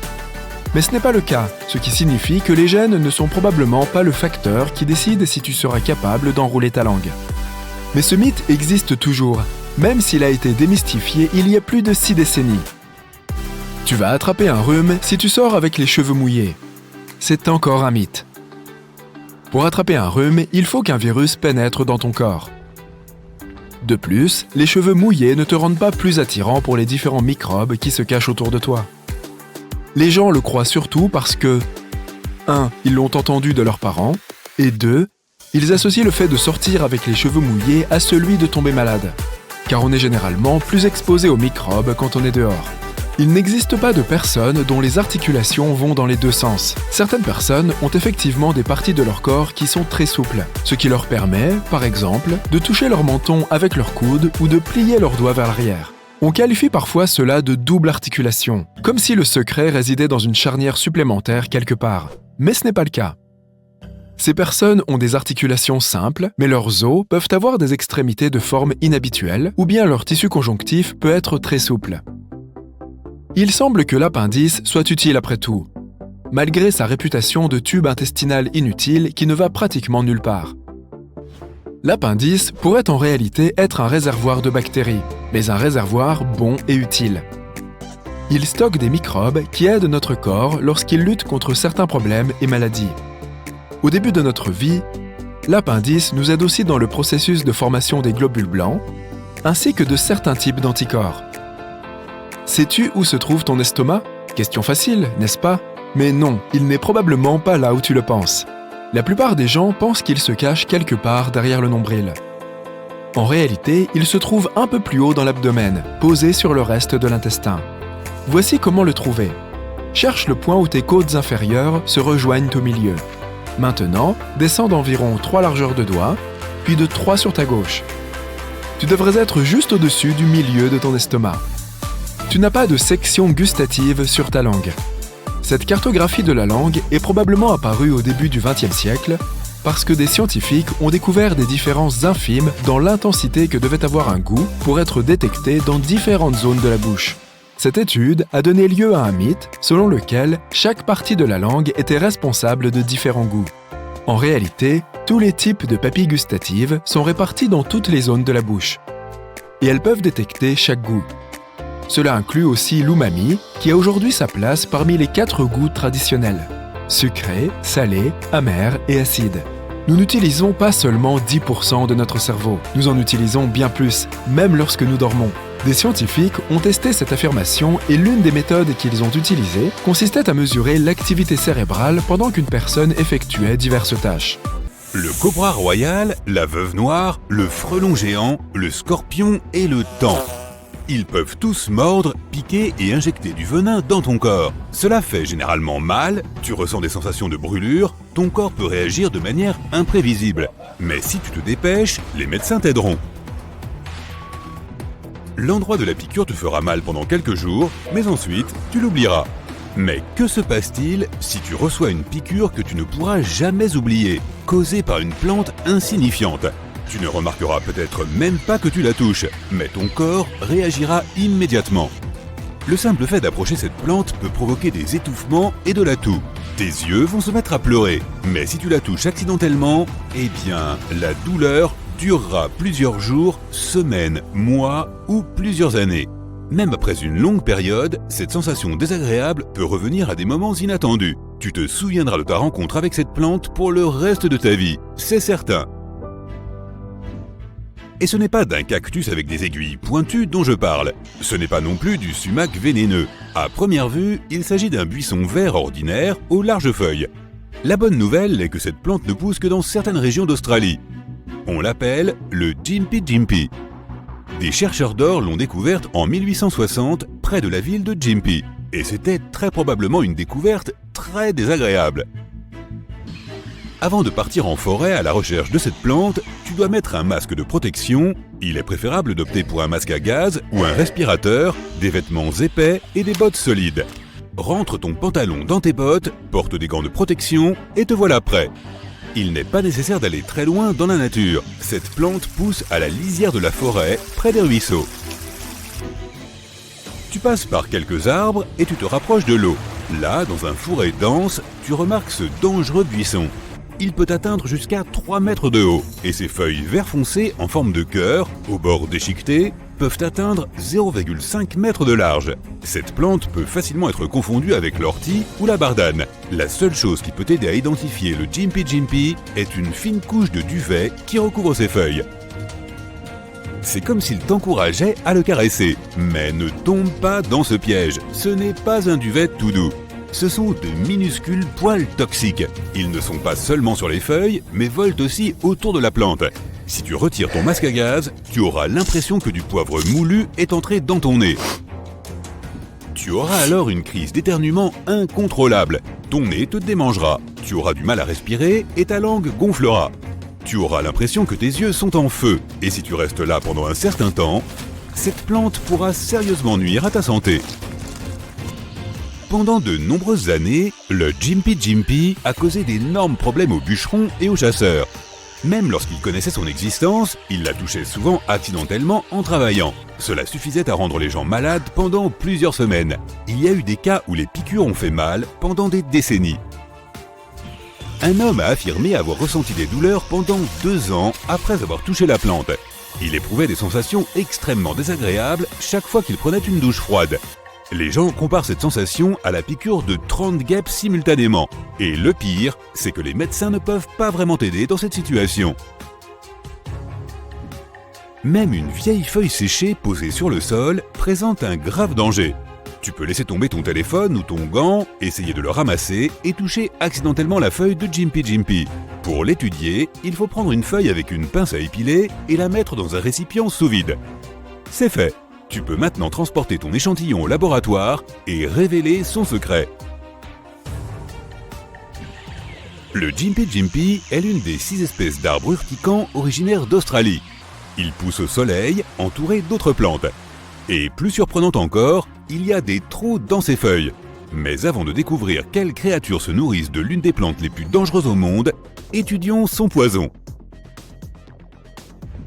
Le buisson est couvert de minuscules poils, et même un seul de ces poils peut causer de gros problèmes. Il est si fin et si petit qu'il peut pénétrer dans ta peau et y rester pendant plusieurs mois, voire plusieurs années. L'eau ne l'élimine pas, elle ne fait que renforcer l'effet du poison. Une pointe du poil s'ouvre lorsqu'elle entre en contact avec une surface quelconque. Elle injecte alors une toxine puissante. Après cela, tu ressens une sensation de brûlure. Une demi-heure plus tard, la sensation empire. Ta peau se met à pulser et devient rouge. Tu ne sais jamais combien de temps l'effet va durer. Tout dépend du nombre de poils avec lesquels tu es entré en contact. Mais quelle est précisément cette toxine? Comment peut-elle causer autant de problèmes? Les scientifiques ne le savent toujours pas avec certitude. Ils ne peuvent pas dire quel composant du poison provoque les brûlures. L'effet de la toxine dure longtemps. Les températures élevées ou froides ne l'arrêtent pas. Après quelques années, tu peux exercer une pression sur l'endroit affecté et sentir que les poils toxiques sont toujours là. Arrache une feuille et jette-la sur le sol, puis reviens 100 ans plus tard et touche cette feuille. Tu sentiras à nouveau la piqûre désagréable. Les échantillons botaniques de la Gympie Gympie restent encore dangereux dans de nombreux laboratoires. Avec des feuilles aussi toxiques, le Gympie Gympie est peut-être la plante la plus protégée au monde. Mais certaines créatures se nourrissent encore de ces feuilles toxiques. Et l'une de ces créatures est une espèce de coléoptère nocturne ordinaire. Ils peuvent manger du Gympie Gympie sans arrêt, et ils ne se soucient pas du tout de ces poils toxiques. La toxine n'affecte tout simplement pas ces insectes. Quand quelqu'un ment, son nez le trahit. Et non, il ne grandit pas. Ah, tu n'as pas vu le mien. Il s'avère que lorsqu'une personne ment, la température autour de son nez ainsi que les coins intérieurs de ses yeux augmente. Alors imagine que tu vas à un premier rendez-vous et que la personne te dit quelque chose de difficile à croire. Tu sors ton thermomètre et tu prends la température de son nez. Puis elle prend ta température et ça va et vient ainsi toute la nuit. Bon, je t'avoue, il y a mieux à faire, mais je ne vais pas te spoiler ça. Le cœur des femmes bat plus vite que celui des hommes. Le rythme cardiaque moyen des hommes se situe entre 70 et 72 battements par minute. Dans le même temps, la moyenne pour les femmes se situe entre 78 et 82 battements. Cela s'explique par le fait que le cœur des femmes est généralement plus petit que celui des hommes. Le cœur de la femme pompe moins de sang à chaque battement. Il doit donc travailler un peu plus fort pour suivre le rythme de l'homme. Les poumons sont l'un des plus grands organes du corps. Leur surface totale est presque égale à celle d'un court de tennis. Et la longueur totale des voies respiratoires qui les traversent est similaire à la distance entre Chicago et Las Vegas. Et tout cela tient à l'intérieur de ton corps. Les impulsions nerveuses que ton cerveau envoie voyagent à une vitesse d'environ 273 km/h. C'est aussi rapide qu'un train à grande vitesse.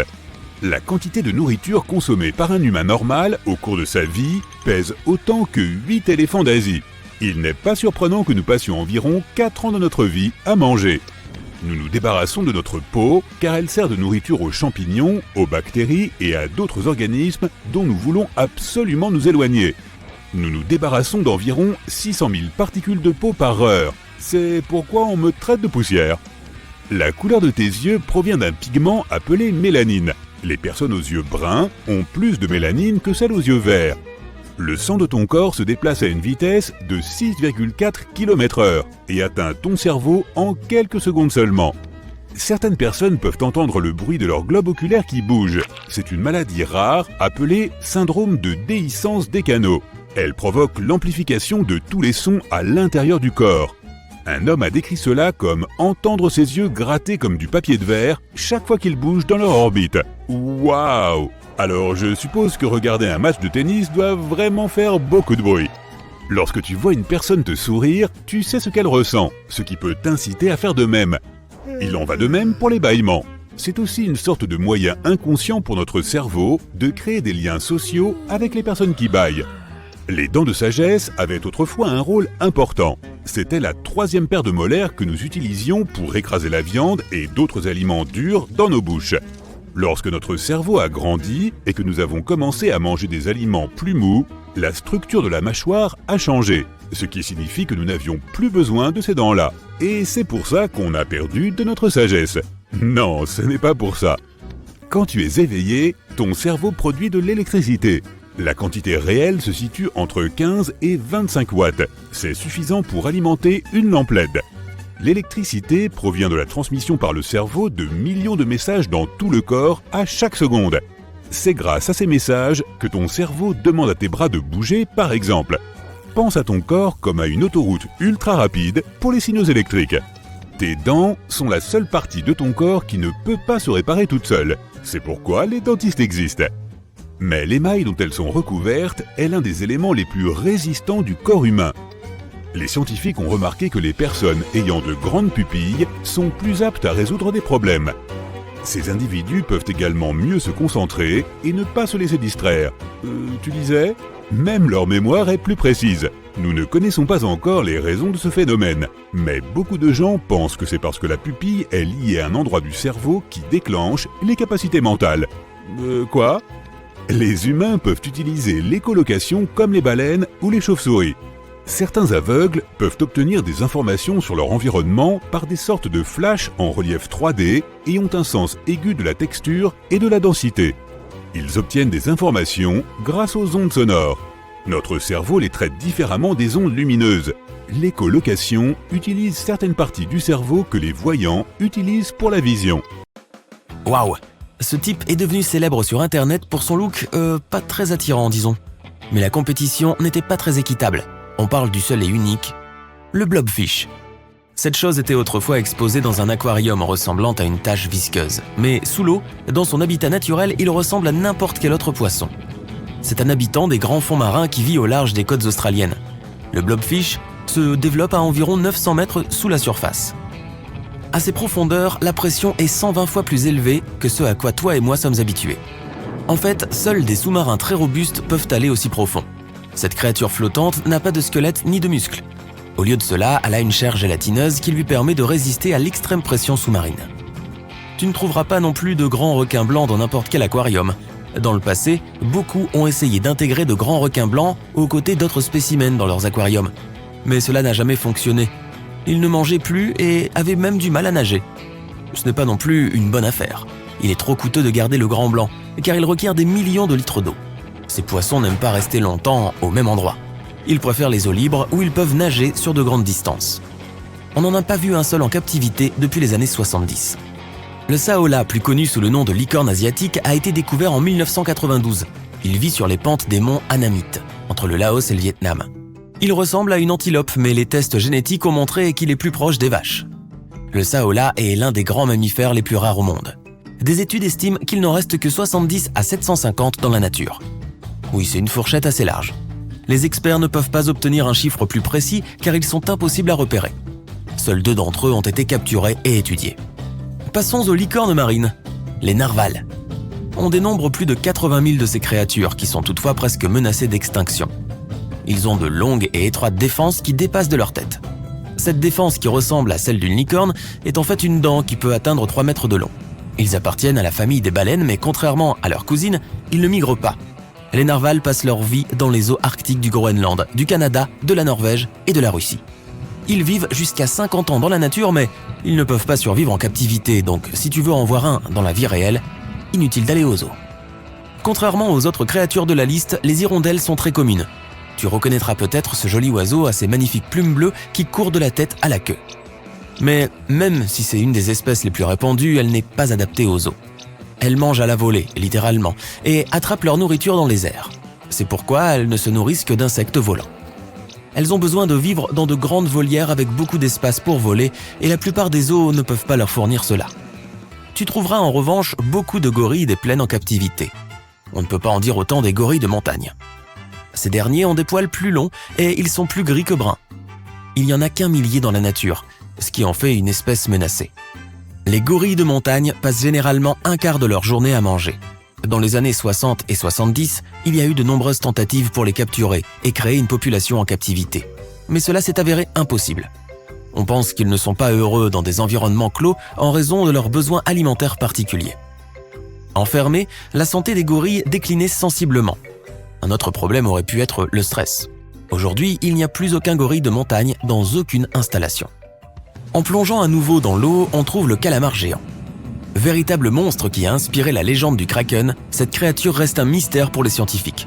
Leur environnement inhospitalier en haute mer les a rendus difficiles à étudier. Les seuls travaux de recherche que les scientifiques ont pu effectuer ont porté sur des spécimens rares qui se sont échoués sur le rivage. En 2004, des chercheurs japonais ont pris la première photo d'un calamar géant vivant.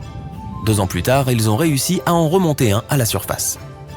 Comme ils vivent si profondément dans la mer, leurs yeux ont la taille d'un ballon. Ils peuvent voir des choses dans les endroits les plus sombres de l'océan où d'autres créatures auraient du mal à distinguer quoi que ce soit. À ce jour, aucun calamar géant n'a jamais été capturé ou gardé en captivité pour être étudié à fond. Ensuite, nous avons le grand mammifère le plus rare de la planète, le rhinocéros de Java. Il en reste moins de 70 et ils vivent tous dans un parc national sur l'île de Java, en Indonésie. Des 5 espèces de rhinocéros, c'est la plus menacée. Les scientifiques ne connaissent pas leur espérance de vie exacte, mais ils estiment qu'ils vivent entre 30 et 40 ans. La zone où ils évoluent est sensible aux tsunamis et ils sont également proches de nombreux volcans actifs. Si l'un d'entre eux entrait en éruption, le rhinocéros de Java pourrait s'éteindre. Une créature dont tu n'as probablement jamais entendu parler est l'Indri. Originaire de Madagascar, il s'agit d'un primate unique en son genre qui se déplace et se nourrit dans les arbres. Il vit entre 15 et 18 ans dans la nature, mais en captivité, certains peinent à dépasser 1 an. Probablement parce qu'ils ne gèrent pas très bien le stress et les perturbations. Les experts pensent que leur régime alimentaire est si spécifique qu'il ne peut pas être reproduit en captivité. Ils ont également remarqué que les animaux ne se reproduisent pas lorsqu'ils sont retirés de la nature. Le tatou tronqué n'a pas d'ailes et ne fait pas de magie. Mais c'est quand même un adorable petit animal avec une coquille rosée qui fait office de radiateur vivant. C'est le plus petit de tous les tatous. Et il passe toute sa vie à utiliser ses griffes avant encombrantes pour s'enfouir dans la terre, la plupart du temps, la nuit. Il est difficile à repérer et encore moins à attraper. C'est pourquoi les scientifiques n'ont pas pu beaucoup étudier ce type de tatou, et on ne le trouve qu'au centre de l'Argentine. Même si les insectes rares sont très populaires dans les zoos, tu ne verras jamais le charançon girafe. Pourquoi ce nom ? Parce que cet insecte a un cou extraordinairement long qui l'aide à construire son nid. Pas besoin d'échelle. Il passe la plus grande partie de sa vie à se nourrir des feuilles d'une seule espèce d'arbre, le mélastome. Attention, il existe un autre insecte appelé le charançon girafe en Nouvelle-Zélande, mais c'est une espèce complètement différente. Tout droit venu du plus profond de la Terre, voici la limace de mer des Mariannes. Elle évolue à 8000 mètres de profondeur, soit presque autant que l'altitude des avions, mais dans la direction opposée bien sûr. La pression à de telles profondeurs est si forte qu'on a l'impression qu'un éléphant se tient sur ton orteil. C'est pourquoi elle ne pourrait tout simplement pas se rendre dans les eaux moins profondes d'un aquarium. La pieuvre Dumbo est une autre amoureuse des profondeurs. Elle vit à 4000 mètres sous la surface. À ces profondeurs, elle se sent rarement menacée. Cette mignonne petite créature n'a donc pas de réservoir d'encre comme les autres pieuvres, qui utilisent cette protection pour échapper à leurs ennemis. Elle appartient à la famille des pieuvres parapluies. On peut voir que ses tentacules sont reliés par une toile de peau, ce qui lui donne un aspect de parapluie lorsqu'elle nage, d'où son nom. Peu de gens ont vu une pieuvre Dumbo, mais ce n'est pas une espèce menacée. Personne ne peut aller aussi loin pour l'embêter. Enfin, sache que l'un des facteurs les plus critiques pour décider si un animal peut survivre dans un aquarium est sa taille. En ce qui concerne les baleines bleues, à moins qu'un aquarium n'ait la taille de l'océan, c'est donc impossible. Et un animal de cette taille a besoin de tonnes de nourriture. Aucun aquarium ne pourrait jamais se le permettre. C'est une espèce en voie de disparition. Il en reste moins de 25 000 dans le monde. Ces mammifères marins migrent sur des milliers de kilomètres. Pour couvrir de telles distances, une baleine bleue peut tout simplement dormir pendant qu'elle nage. Mais elle n'est jamais totalement assoupie. Elle fait une légère sieste pendant qu'elle se déplace dans l'eau. Pratique.